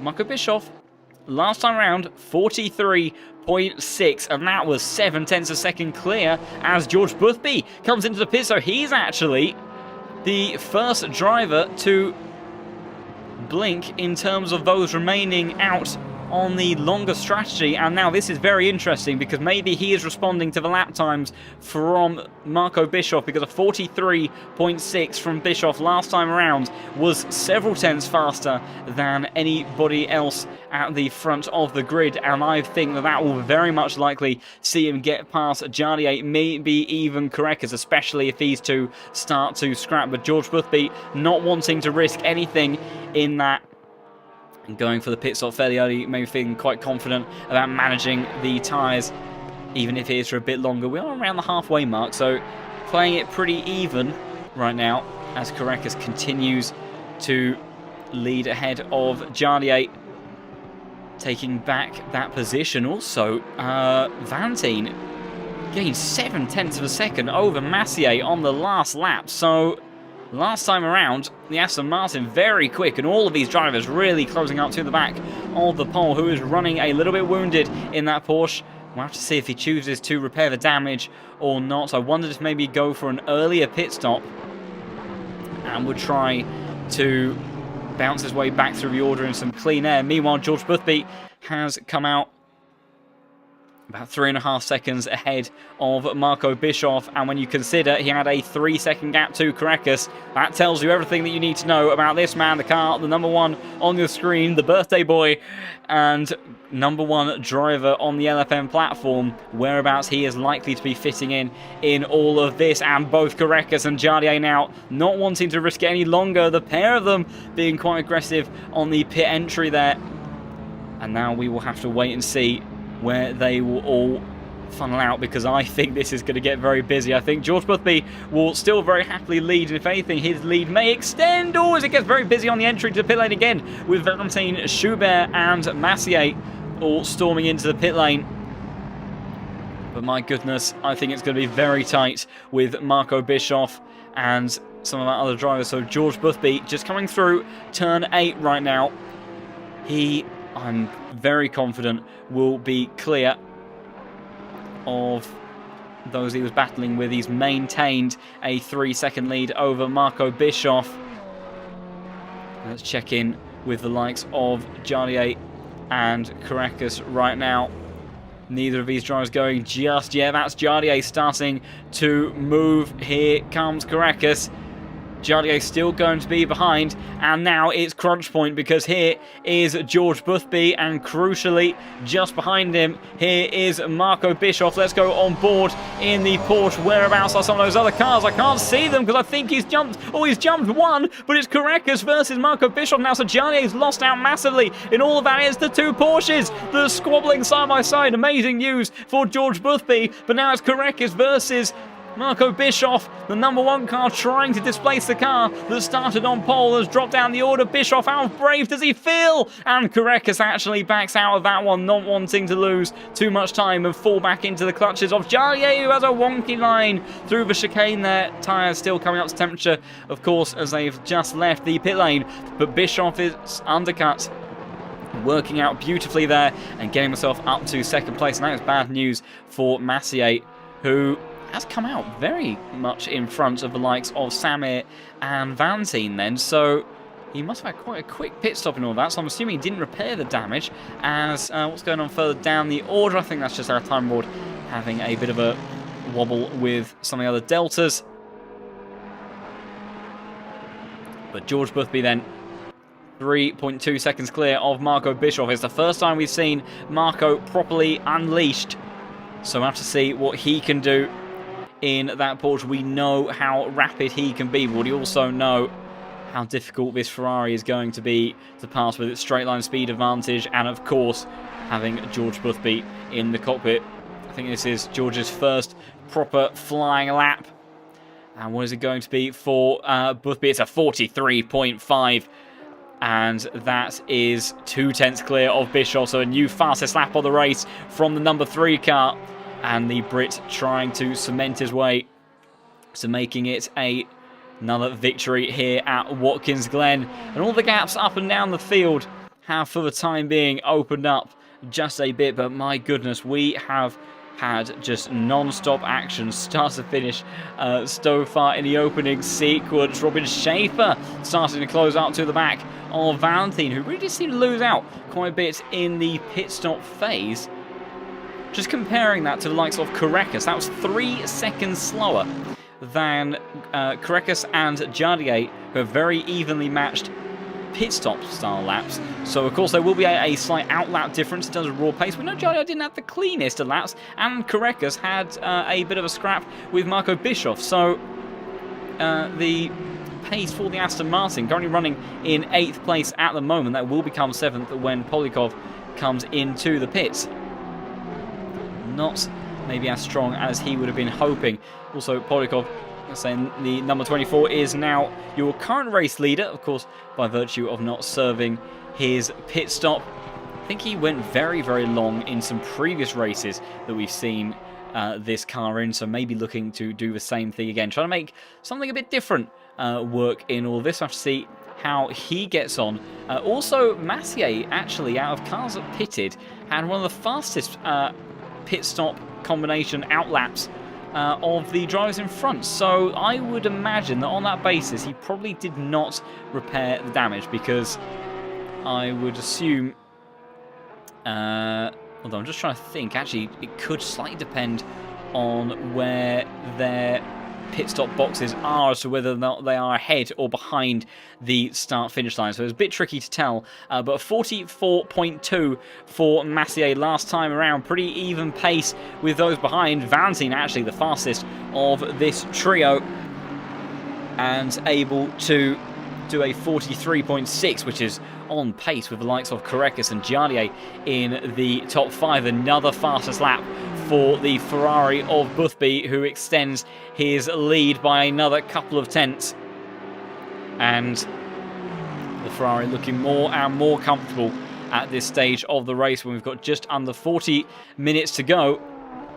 Jardier, though, the man that is on the move in this top 5 right now. He was a 10th up on Karekis last time around. A little bit slower than Marco Bischoff, but we did generally see that the Honda's pace came in a bit later on. The Porsches were very quick at the mile. Remember, Grantis Karekis had a 1.2 second lead in the opening phase of the race. That is now the gap between himself and the Porsche in front of him. But Jardier looking like he's got that car maybe a bit better dialed in. Of course, when you have the pit stop, you do get the opportunity then to adjust your tyre pressures, and if you've made a bit of a mistake on the initial pressures that you put into the car, then you can get them dialed in a bit better for the second stint of the race. This is our closest gap on circuit, so we will stay looking at these drivers. What was the time? 43.292 from George Boothby. Absolutely stellar pace from your race leader. Amazing stuff. Almost 3 tenths clear of anyone else. But I'll tell you what, the second fastest driver on circuit was the man that we're currently looking at. Jardier then, 43.402. Faster than Karekis by a tenth and a half. Faster than Marco Bischoff by almost exactly the same amount, even a smidge more. And Jardier now locks into the slipstream once more. And here comes the Honda for not the first time. I think he's going to be too far adrift, though, in towards the chicane. But right now, Jardier, if he can dispatch Karekis, is that so wonky line through the S's, so they'll have work to do. Surely, I'll tell you what, though, somebody that's trying to get the job done pretty soon is Valentine versus Samuel Fock, the Aston Martin, absolutely flying on the outlaps after the pits, and the Frenchman goes back up in towards P7. So great stuff there for the number 7 car, as he is showing some very strong pace. That is faster than most of our front runners, 43.535 last time around. So great stuff there from Valentine. Massier starting to get a bit more into the groove as well. He hasn't had a lap in the 43s yet, so this next one might do it, but he is certainly looking to try to get some additional pace out of that car. Marco Bischoff has extended the gap just a bit over Karekis, which is bad news for Jardier if he is trying to catch up to the man that is currently in second place overall once Polyakov serves his pit stop. Still trying to stay out. He's actually he has to come in on the very next lap because he won't have much to play with. Lucas Chabert now around the outside of Robin Schaefer up in towards turn 9, trying to get the power down in that Mercedes, squirreling on the exit. But look at the torque in this number 15 car. Big bad V8 under the front bonnet, trying to use all of that German horsepower to displace the German in front of him. Both German drivers in German cars. One of them trying to see if they can move their way just a little bit further up the top 10 order. Unable to do anything on the run towards turn 1. Jardier is still unable to get quite close enough to the back of Karekis, who makes a mistake through the chicane. He's getting a flag for Marco Bischoff! Marco Bischoff with a rare mistake! The number 1 car, the reigning champion, has had an issue through the chicane. And that looks very much similar to what happened to Malinowski earlier on in the race, and making contact with the barrier. And that is disaster for the number 1 car, and he loses 2 positions in all of that. Robin Schaefer has maintained his 20th position over Schubert, who's now under pressure from Isaac Price. It's all kicking off. We have gaps for a split second, and they all suddenly come down in the blink of an eye. Schubert continuing to put pressure on Schaefer. Isaac Price trying to get involved in all that. But now, Jardier has a very strong chance of getting a second place out of this race and making a Yassi 1-2. And Massier will be breathing a heavy sigh of relief, because not only does he have his championship rival just only now one position ahead of him, but making exactly the same mistake as what the pole did earlier on in the race. So there'll be a sigh of relief there. In actual fact, and Marco Bischoff will now have to do the remainder of this race as Polikov does come into the pits. In actual fact, very slow lap last time around from George Smithfield. I say very slow, we're talking in relative terms, of course, but 7/10 of a second slower than this man, who I think has just got the exit that he has been wanting this entire race. That's the wrong end of his car, but I don't think it'll matter, because here comes the number 4 Honda in the slipstream. He's been staring at the back of Karekis' car for so long, and I think it's all going to come good finally for the Czech driver. Towards the outside he goes. Karekis tries to squeeze him, but he's got no answer for the power of the VTEC, and the Yassi Honda goes into second place. And just like that, it's now Yassi 1 and 2. And now Karekis has to try to hold on to the back of the Honda as best as he possibly can if he has any hopes of retaining that, or reclaiming, excuse me, that second place position. But Jardier then finally gets through up into second place. And this is starting to turn into a bit of a dream day for Yassi, Robin Schaefer and Schubert side by side. Oh, it's a big wiggle for Schubert. Isaac Price trying to just find a way to go through here, and in actual fact takes quite a wide line through all of that, maybe trying to set himself up for an exit, but the gaps have all opened up. One that hasn't, though, is Karekis versus Jardier still, as of course this part of the lap where the Porsche is very strong. As we look on board with the number 2 car, your pole sitter, who just hasn't quite been able to convert it into the race that he would have wanted. No rain on the horizon until the end of the race, so no changing conditions will be playing into this one.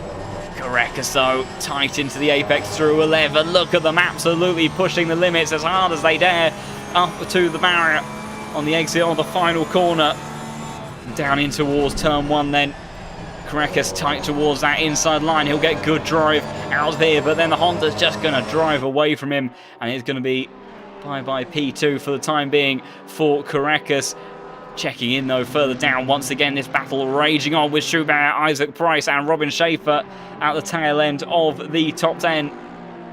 We've also got a bit of a scrap between Julian Fox and Jonathan Clifford at the tail end of the grid. There's only so many places that we can look at once, and Clifford actually allowing Fox through, so maybe they aren't going off in pursuit of some of the cars in front. Also great to see the boss man himself, Boris Scholk, still driving on circuit despite those screen freezes, and I think unfortunately is a lap or so down, but is soldering on. So great to see the spirit from our founder, as Schubert desperately again trying to find a way through, but just unable to do so. And the gap once again opens up between himself and the Audi and closes between himself and the M4. That's the yellow flag for Freron, who seems about a moment through the chicane. And again, it's those curves, those pesky curves through the inner loop chicane, and you really have to slow down over the runoff here, as it's incredibly bumpy, surprisingly bumpy on that part of the circuit, and if you hit it too hard you will just fly across the circuit and straight into that barrier that is that's claimed both Massier and Marco so far today.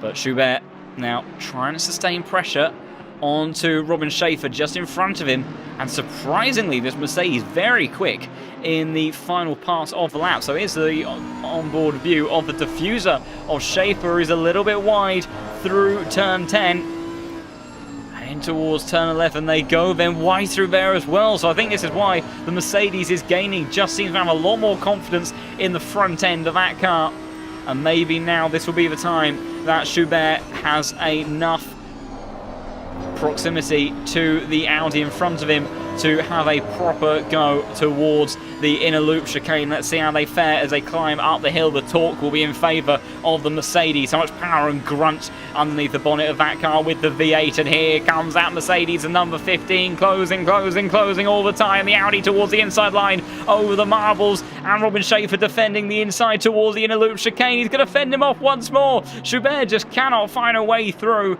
and even with a good slipstream, just doesn't quite have enough grunt to overcome the Audi. The Audi, of course, so quick in previous BOPs, as that is the number 28 letting by some of our front runners. In fact, that is Jardier and Grantis Carreras going past. Michael Bischoff will get past very shortly, I am sure.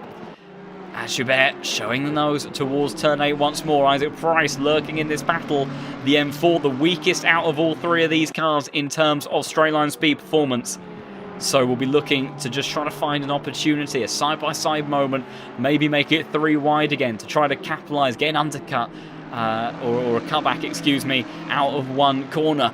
Look at Schubert though, so confident through turn 8, really, even on that short straight, gains very nicely onto the Audi in front of him. Carreras still within half a second of Jardier out front, but is unable to do anything. But look at this three-way fight. Schubert dancing from side to side, desperately trying to see if he can get a Mercedes into a position where he can pounce. And he is a lot closer than he was previously, which is possibly why he's understeering towards the barrier on the exit of turn 11, but just about keeps it all tidy together. Let's go on board the cockpit of this Mercedes as that V8 roars out the front, as he listens to the scream of the V10 just in front of him. But he is, without a shadow of a doubt, closer. But he has got a little bit of company in the forms of Isaac Price. But the number 15, which way does he go? He's sent towards the outside once more. Robin Schaefer trying to give him absolutely nothing to work with. The Mercedes more alongside his bean. I'm not sure if it'll be enough. He's trying to make it stick around the outside, though, across the curve. Robin Schaefer sent to Isaac Price, and big contact between the pair of them. And that was what Isaac Price was waiting for, to take 2 for 1, and says thank you very much. But the number 15 car sent towards the grass then, and now will lose several positions in the process. And let's see how that all played out. Let's go on board with Robin Schaefer if we can. So you're going to see the Mercedes going down the outside on the run now towards this chicane. Brakes very late, goes across the curve. Robin Schaefer tries to give him room. Oh, and just makes a tiny bit of contact with the back of that car. Almost looked like that was too far away, so maybe even a little bit of lag involved in that as well. But unfortunately, the Audi tagging the Mercedes, and Mercedes sends around, and Isaac Price says thank you very kindly and goes up into P8. And with the pace that he has been showing, even if he hasn't had the strongest car to try to fight outright in terms of overtakes with the straight line speed, I'm sure the tyre management and the talent inside of the cockpit of that car will now allow him to try to see if he can set off in hot pursuit of the Ferrari of Samuel Folt, currently running in P7 in front. Another battle that may formulate in due course is Valentin Barrier versus Massier, who may lose a few more points to his championship rival, because that Aston Martin is very quick in a straight, and right now he is gaining about 3/10 a lap over Massier, who I think is still running rather wounded in that car, and we'll see gains about half a second in the open part lap. That is the detriment of driving the Porsche. And again, you see the Aston Martin. Valentin has really settled into this car this season. He's been driving some great races. It's a very competitive start to the season, as this will be the end of the first half. He sits 7th in the championship overall, but that is missing a race. So he is still very much up there when you consider drop scores and all of this. So the Frenchman has been having a brilliant time so far in Season 8 and has really gelled nicely with the Aston Martin. He came alive at around this circuit in the Ferrari last season, so maybe also just absolutely loving Watkins Glen. But now 4/10 only separates between him and Massier, and it feels like inevitability. Only 3/10 between Grantis Carreras and Jardier once more. The front runners all lapping very similarly. Would you look at that? It's insanely close pace between our top drivers. Within 5 thousandths of a second between our front pair, and then within 200ths with Carreras. That is absolutely insane between each of those drivers. My goodness. Valentin Barrier, though, very much maybe in a position now to make up a position over the car that sits in 5th place. Malinowski not having the sort of day that he would have wanted, and very likely this could well be one of his drop scores of the season. He hasn't really had a poor race as of yet. Silverstone wasn't a great result, and this would make it another equal worst finish of the season, and he has nothing to fight with against the Aston Martin, who breezes on by. It's almost like he's got DRS over the Porsche and the Frenchman up into P5. Fantastic drive though for the Aston Martin, takes nothing away from him whatsoever. Amazing pace in that car, and is really lapping in a strong form. And if he was maybe just a bit closer towards the cars in front, it could even think about something with Marco Bischoff in P4, because that car is running a bit wounded as well. But I think he'll have to rely on another mistake from the German, a rare mistake from the German, who unfortunately is not maybe having the birthday present style drive or race that he would have been wanting today. But still will be eating ever so slightly into Massier's lead, and we know that in these championships it is all about the long game. Meanwhile, George Boothby 5 seconds clear out in front, and the only drivers to a 43.5 last time around, a 10th faster than anyone else, and Jardier only a few thousandths at a time faster than Carreras, but it's a crucial few thousandths at that, because Carreras just falls out of that toe a little bit more each time, and that allows the Honda to pull away just a bit. In actual fact, Vantine, a 43.645. That is the second fastest lap of anybody last time around. So he is absolutely flying as Carreras makes a bit of a mistake through the chicane. And that might be all she wrote, potentially. Unless in the slightly cleaner air, that Porsche will start to come alive a bit more. That is another mistake through the chicane. The Porsches have fallen victim through there just a bit, and put themselves in a bit of a compromised position. Today we have a couple of other battles that are starting to form. Nikolai Polyakov, who's running very quickly for where he is in the field as well. Obviously had a bit of a moment earlier on in the race, of 43.8 last time round for him versus a McLaren. May have just about enough straight line speed to close in with this slipstream over Emanuele Tajdain, who I think is on quite a bit older tyres. I say that.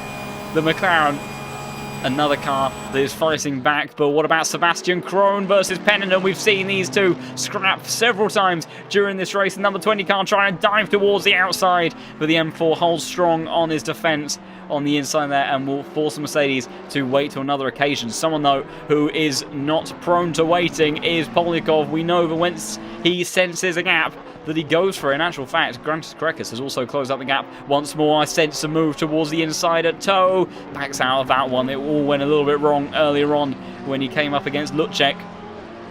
But again, all over the back of the McLaren in front of him, trying to see if he can find a way through, and this may be the opportunity. The McLaren not defending it and diving towards the inside line is the number 24 car in towards heel corner, using the acceleration on the exit, squeezing McLaren out of the position, and works his way up into 14th place with only 3.5 seconds separating him and the Ferrari of Florian Bourget just ahead. He may well, with the sort of pace that he is showing, have the opportunity to close up that gap and get one more move done before the end of this race. Meanwhile, Carreras again closed up to the back. In actual fact, George Boothby, slow lap for him last time round, 44.0. So that's wide for Carreras. Getting a bit slidey with the rear tyres now of that Porsche, maybe starting to fall away from him a bit, pushing them in the dirty air, understandably, to try desperately to put Jardier in that Honda under pressure. But George Boothby, I'm not sure if he made a mistake over the chicane or something like that, but lost about 8/10 of his lead.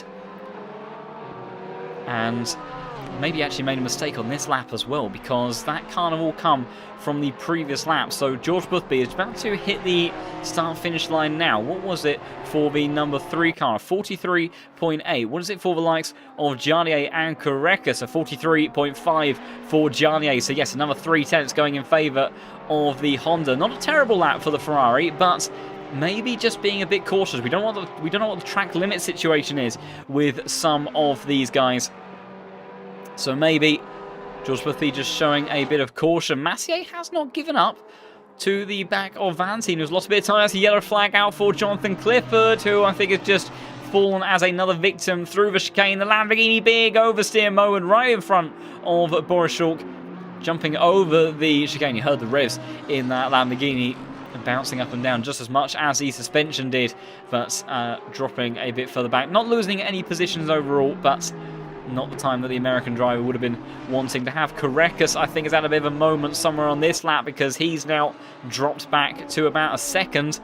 Giardier staying on pace with your race leader, George Boothby, this time around. Massier has dropped a little bit away from Vantine on this last lap. Somebody, though, that is continuing to put pressure onto car that he's been battling with for so much during this race is the Mercedes of Sebastian Krohn, with potentially another run on the M4 of Nico Pennon as they roar up the hill one more time. It's V6, I believe, in the M4 versus the definitely V8 in this Mercedes. A V8 towards the outside, and it's going to be the M4 that stays out on top. Yellow flag briefly for Thomas in the 28 car. That was to allow some more of our front runners by. Korekis has again taken a few tenths out. Fastest laps in favour of Giardier once more, only by a couple of hundredths. Still 20 minutes though left on the clock, and that gap has now come down by a net amount of about a second. So do not quite rule out this man. He's got quite a bit of experience behind the wheel in Sims and of course in ACC. And whilst he may be teammates with the driver that currently leads this race, Giardier has his own championship hopes to think about, which is why you don't want to be doing that. I should probably pull away from looking at Giardier now, otherwise I'll curse him and he'll go flying off the road. So he stays in P2 for the time being, but quite clearly is really pushing the limits of what his Honda is capable of. Meanwhile, Sebastian Krohn, again, all over the back of the M4. This is the closest he has been in quite a while. This is the view from the diffuser of the number 16 of Pennon, but understeering through that final corner, and it was the front end of that Mercedes that we saw that was quite competitive early on, and now just maybe having eaten away at its tyres a bit too much. I was a Mercedes driver myself, quite a sort of few BOPs and updates ago, and whilst I did love many aspects of that car, this was pre 1.8 of course, where it received a lot of engine buffs and aerodynamic buffs, much to my dismay. But yeah, the one thing that car did always suffer with was heavy understeer and front tyre wear, so maybe that is what he is struggling there. I'll tell you what, Korekis, though, for the first time in a long time, absolutely to the back of the Honda in front of him, and slow laps from both of the Yas Heat drivers last time around. So 44.2 for George Boothby, 44.1 for Giardier, but a 43.7 for Korekis. So he is still very much in the hunt for trying to reclaim the second place. But look at the Honda just go. It just leaves this poor Porsche, the number 2 car, absolutely for dust. And bearing in mind, this is even with the updates this Porsche has received to give it some extra straight line speed with the aerodynamic tweaks. He clambers over the curbs once more through that inner loop chicane. Michael Bischoff doing well actually to stay relatively on pace in the 43s as well. Same goes for Vantine, and even Massier, who I think is running with a bit of damage, maybe benefiting actually a little bit with the tow he is receiving from the Frenchman up ahead, but not quite enough pace to hold that car back, obviously outright. But closest battle on circuit now goes back to that of Korekis versus Giardier, with the number 2 car desperately trying to see if he can minimise his losses from today. Still would be an amazing result, but after starting on pole position and with your first win in the Pro Series so close, it obviously would be gutting for him if he doesn't manage to take a victory. Victory is looking less and less likely with George Boothby's lead. Still, he's coming down the gap ever so slightly. down to about 4 seconds now. 43.9, back into the 43s for the Ferrari. Same for Jardier and Carreras. In actual fact, Jardier, the fastest of the trio last time around, at 43.7. So a bit of a back and forth for these drivers. And again, showing how technical and demanding this circuit is. George Boothby getting past Jonathan Clifford. Don't think he would have lost too much time, and I think that did actually compromise him just a bit, because he has that gap has now come down to 3.7 seconds. So the Ferrari has just over 15 minutes to try to keep his head and see if he can make it another victory around the American circuit, as white flags out for the number 28 as they let by some of the cars that are still on the lead lap. Carreras 2/10 behind the gearbox of Jardier. What about Sebastian Krohn versus Nico Pennanen again? And they're bringing Boris Garofulin into all of this, so I think made a very early pit stop, if I remember rightly. And that Honda looking pretty pacey at the moment. In actual fact, almost challenging around the outside. That's going to be a comeback towards the inside. Sebastian Krohn with all the understeer in the world. That Mercedes goes very wide as another car has just come into the pits. But the Honda of Boris Garofulin then gets himself up to 18th position, splits these two that have been battling for so long. And who is it that's coming to the pits? That is Bruyer Maidra, who is at the back of the grid. I'm not sure if that is to retire the car or if that is for a drive-through. If it's for a drive-through, I would presume that is track limits. It's looking relatively drive-through. Oh, no, he's just 2 boxes away from the end. So unfortunately, I think that is, I could get this wrong, I believe that's the Romanian driver. Unfortunately, some of the flags not working on the overlay this week, as I also made a mistake, to which I must apologise to Lohan van Nijnder last week, the Belgian driver, not the German driver, Belgian driver last week. So unfortunately, Bruyer Maidra decided to call it a day there. Now this is very awkward for Jardier. He's got the Lamborghini in front of him. It probably won't compromise him too much in the end. Jonathan Clifford, he's found himself a bit of an awkward position there, backs off the throttle, and Jardier does roar past, and don't think he would have lost too much time in the process. In actual fact, again, lap time last time around, 4/10 in favour of Jardier. So Mr. Honzig in the number 4 car right now is very much looking like he is on overall speed. There is a bit of back and forth in lap times, but overall does seem to be the fastest car on circuit at the moment. He's got 13.5 minutes to try to reel in his Yassi team. See the pink Ferrari that just flew by. It might actually be classed as a purple Ferrari, I'm not 100% certain. But number 3 car, most winningest driver in the LFM Pro Series across the last 2 seasons, is George Boothby, and if he makes it another one, that will certainly help cement that record in place. We'll have to see if Jardier can have anything to say about that. Someone's trying to have a say about some of these other positions, though, is Boris Garofulin, number 21 car, trying to see if he can get past the BMW. Will he have more luck with Sebastian Krohn? Squeeze towards the inside line, and the Honda's got the grunt to get alongside, moves the M4 across in the braking zone, and number 21 gets into 17th place, and Honda gains that position then, and I'm sure that very shortly the duel between Sebastian Krohn and Nico Pennanen will resume. But great stuff there from the Honda to use what was quite clearly a very hefty straight line speed advantage to best effect and make his way up another position. I also do want to say Massier, really again, it's a bit like Carreras versus Jardier. The Porsche just has not lost hope of getting this position back from the Frenchman, using the toe to really help pull that car along, and it's so quick in all of the other corners that it stays very much in contention overall across the lap. But you'll see just down this back straight, that gap was 3/10 when they started, and it's now going to be up to almost 7/10 as they hit the braking zone. I imagine Malinowski might claim a bit back through the chicane. Not too much in all of that, actually, but yeah, the number 8 car, despite our championship leader having so much talent behind the wheel of a car that he is very familiar with, just unable to do anything about the Aston Martin for the time being. Gap at the front, again, 2/10 in favour of Jardier, 3.2 seconds now between Jaroslav Honzig and George Boothby. So that is a gap that is gradually coming down and maybe just getting George to sweat a little bit. He's usually always has a white flag for the man I was talking about. Did he run wide through turn 10?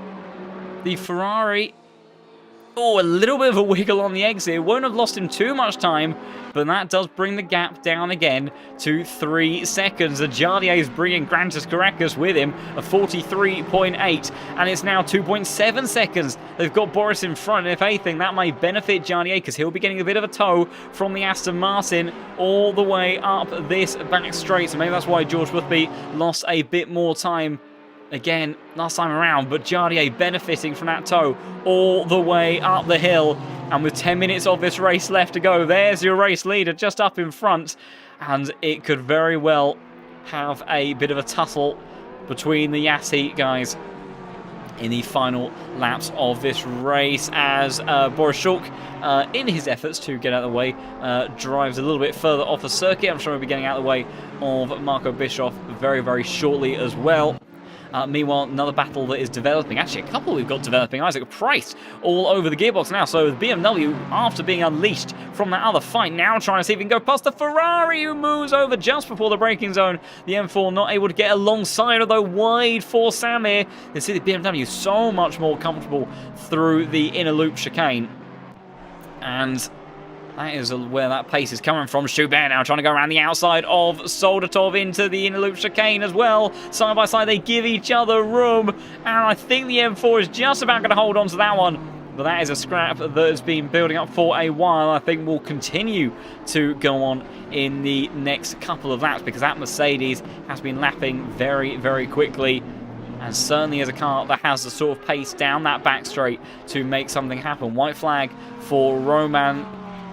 Was that him backing off? It was to give way to, I think that should check in the number 27 McLaren that has just gone past him. Just checking in on our front runners once again. A 1/10 of a second in favour of Jardier. Gap now 2.7 seconds. Just under 9 minutes left to go on the clock. So I think they will have, as I try to do some quick maths, which hasn't always served me fantastically well as of late, but we shall try to do. I imagine they cross the line with about 9 minutes 30 left to go. So they'll have about 570 seconds. Each lap is 144 seconds, let's say. So I think they should have about 4 laps left of this race to go. So Jardier is going to need to ramp this up now to about half a second a lap. If he wants to get in close enough to contention to get a slipstream to try and make that overtake, then he is going to have to find some more time. Lucas Chabert desperately trying to find a way through on the BMW. He has to pick a side. The BMW is going to hold that inside line once again. Schubert diving towards slipstream. I thought he was going to try going onto the grass for the minute. The Mercedes sent towards the outside of the chicane once more. And in actual fact, can't quite get alongside the same way he did last time. Oh, and a big kick of oversteer over the final apex there, but just about manages to keep it all together. Meanwhile, Price again really close to the back of this Ferrari now, but just unable to make anything stick. That's another car that is not fantastically great in a straight line. The Ferrari isn't the best, but it's half decent in comparison. Sebastian Krohn versus Pendon. This battle has been going on for a very long time, but the Mercedes, much like Solstov versus Schubert, the Mercedes coming out behind in all of that in the end. As a white flag out for the number 28. Meanwhile, Massier very close to the back of the Aston Martin again, but he's just not quite close enough. Absolutely agonising stuff for the Porsche. And your championship leader. Gap at the front, 2.5 seconds. Again, another 2/10 in favour of Jardier. Actually now 2.2 seconds. So Jardier, I said he was going to have to ramp it up a bit. He's desperately trying to. Caracas still sticking with him.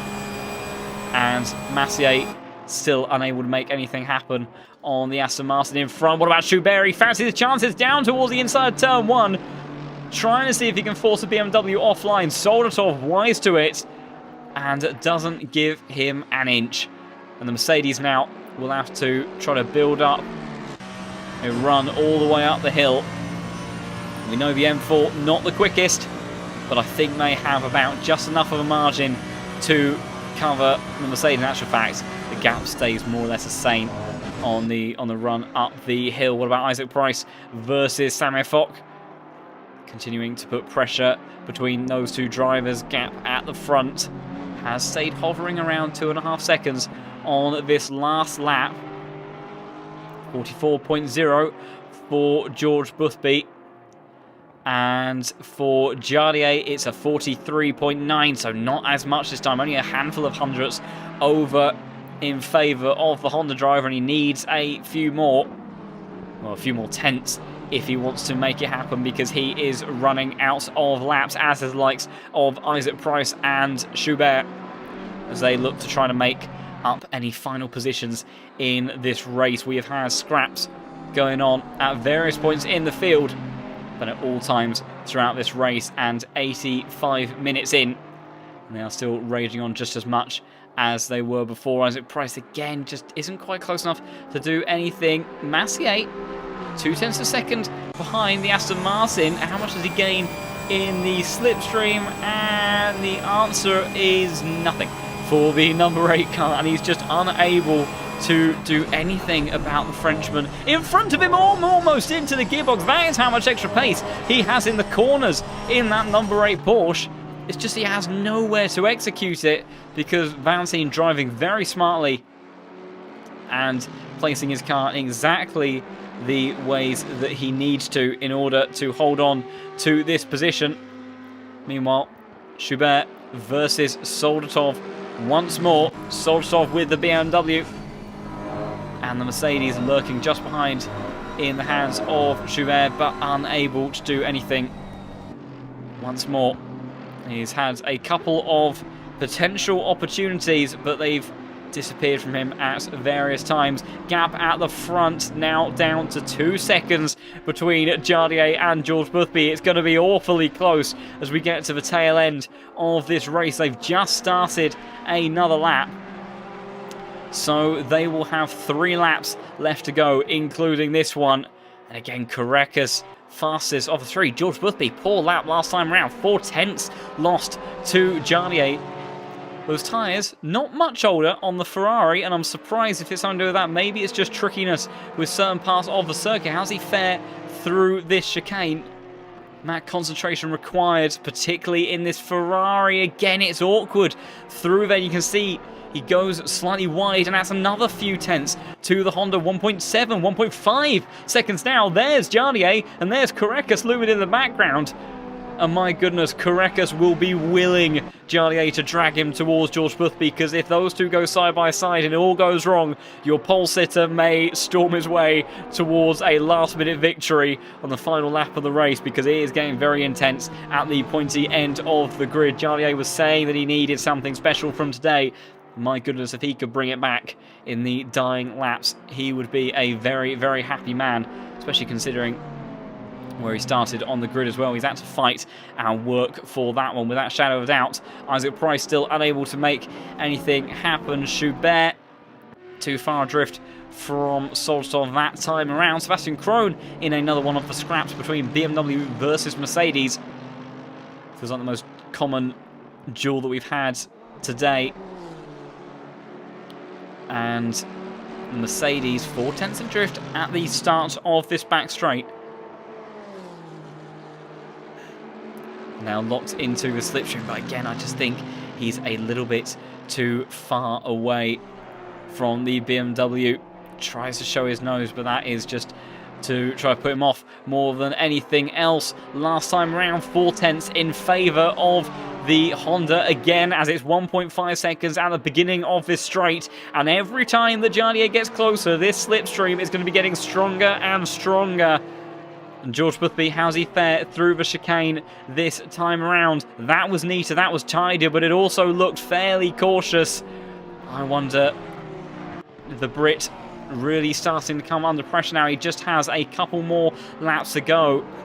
But Jardier absolutely flying at this stage of the race, as is Carreras. He's bringing the pole sitter with him, and you can see how much that gap has closed.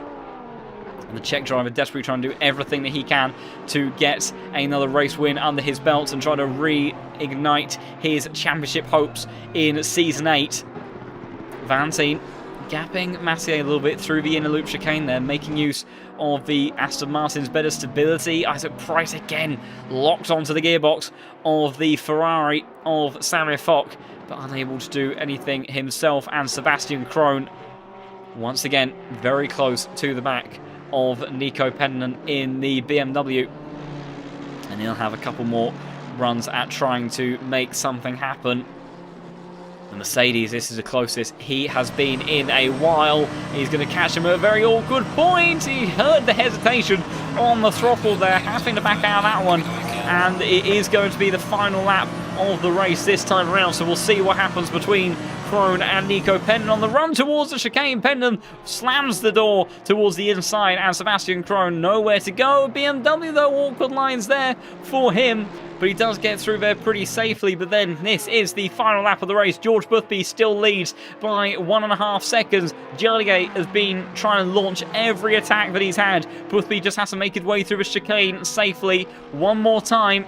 Through the first 2 apexes, through the second 2, and he's done that like so. It's Jardier actually that got a little bit offline through all of that. So George Boothby, despite that gap closing all the way from 5 seconds to under 2, may have done just about enough to make it another race victory.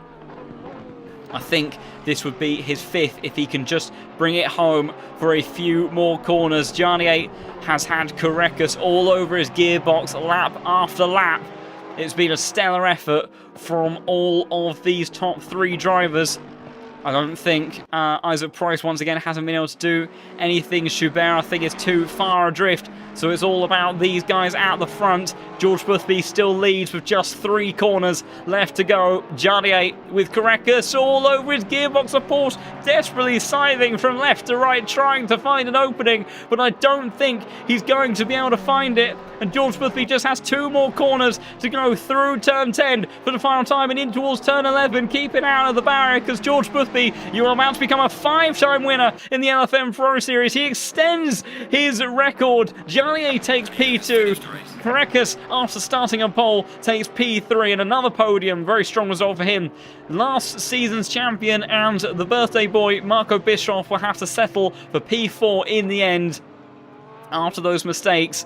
And he'll do some drifting, partially out of frustration. I potentially imagine, I think there's been a big moment for Krohn's further down the order. Valentine Barrier, great drive from him, holds on to P5 at the end. Maciej Malinowski takes P6. He will at least be comforted by the fact that his championship rival didn't have the strongest of days either. Samuel Fock will hold off Isaac Price in the end to take 7th, and Price in 8th place. Robin Schaefer looking to finish in P9 with another one of the Audis of Gerardis rounding out the order in P10. What about Schubert versus Soldatov behind these guys? As Schubert pushing the limits on the exit, turn 11 once more, but unable to do anything. And the BMW does hold on to that position in the end.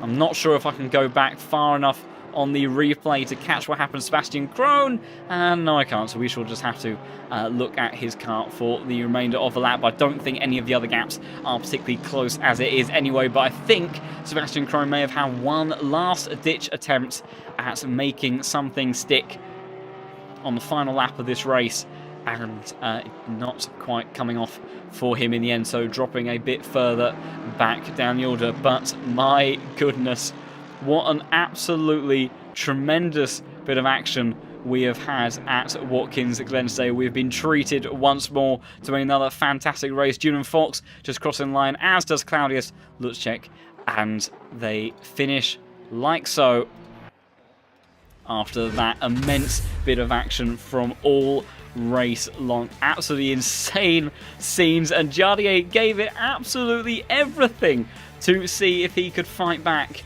and get his first win of the season. But it's a second win for George Boothby this season, and an amazing way to return to the Pro Series after missing out 3 races due to hardware issues.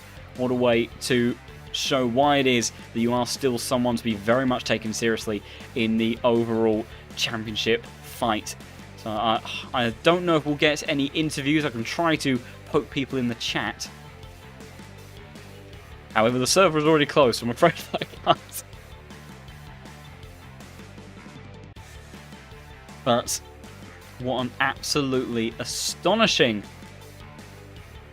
evening of racing in all of that. Watkins Glen never fails to disappoint on that, so hopefully should get the results graphic through momentarily, and pull those through so we can go through the results after all that. But George Boothby taking another fantastic victory and a 5th one to his name. And I think the next closest drivers are Marco Bischoff and Jardier, who have 3 wins apiece, if I am correct in all of that.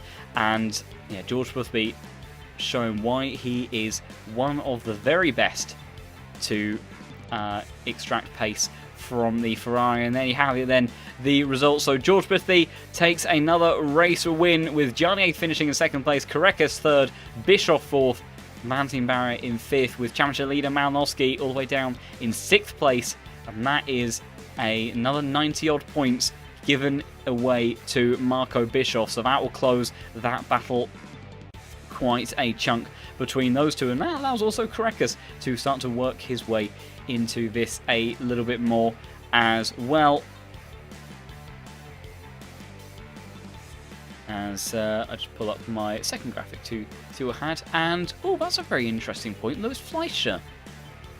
Now, we didn't see anything of Fleischer, which is a big shame, because he was absolutely stellar last time out at Silverstone. So the German driver, I'm not sure what happened to him at the beginning of the race, but for whatever reason, I don't think we ever actually saw him.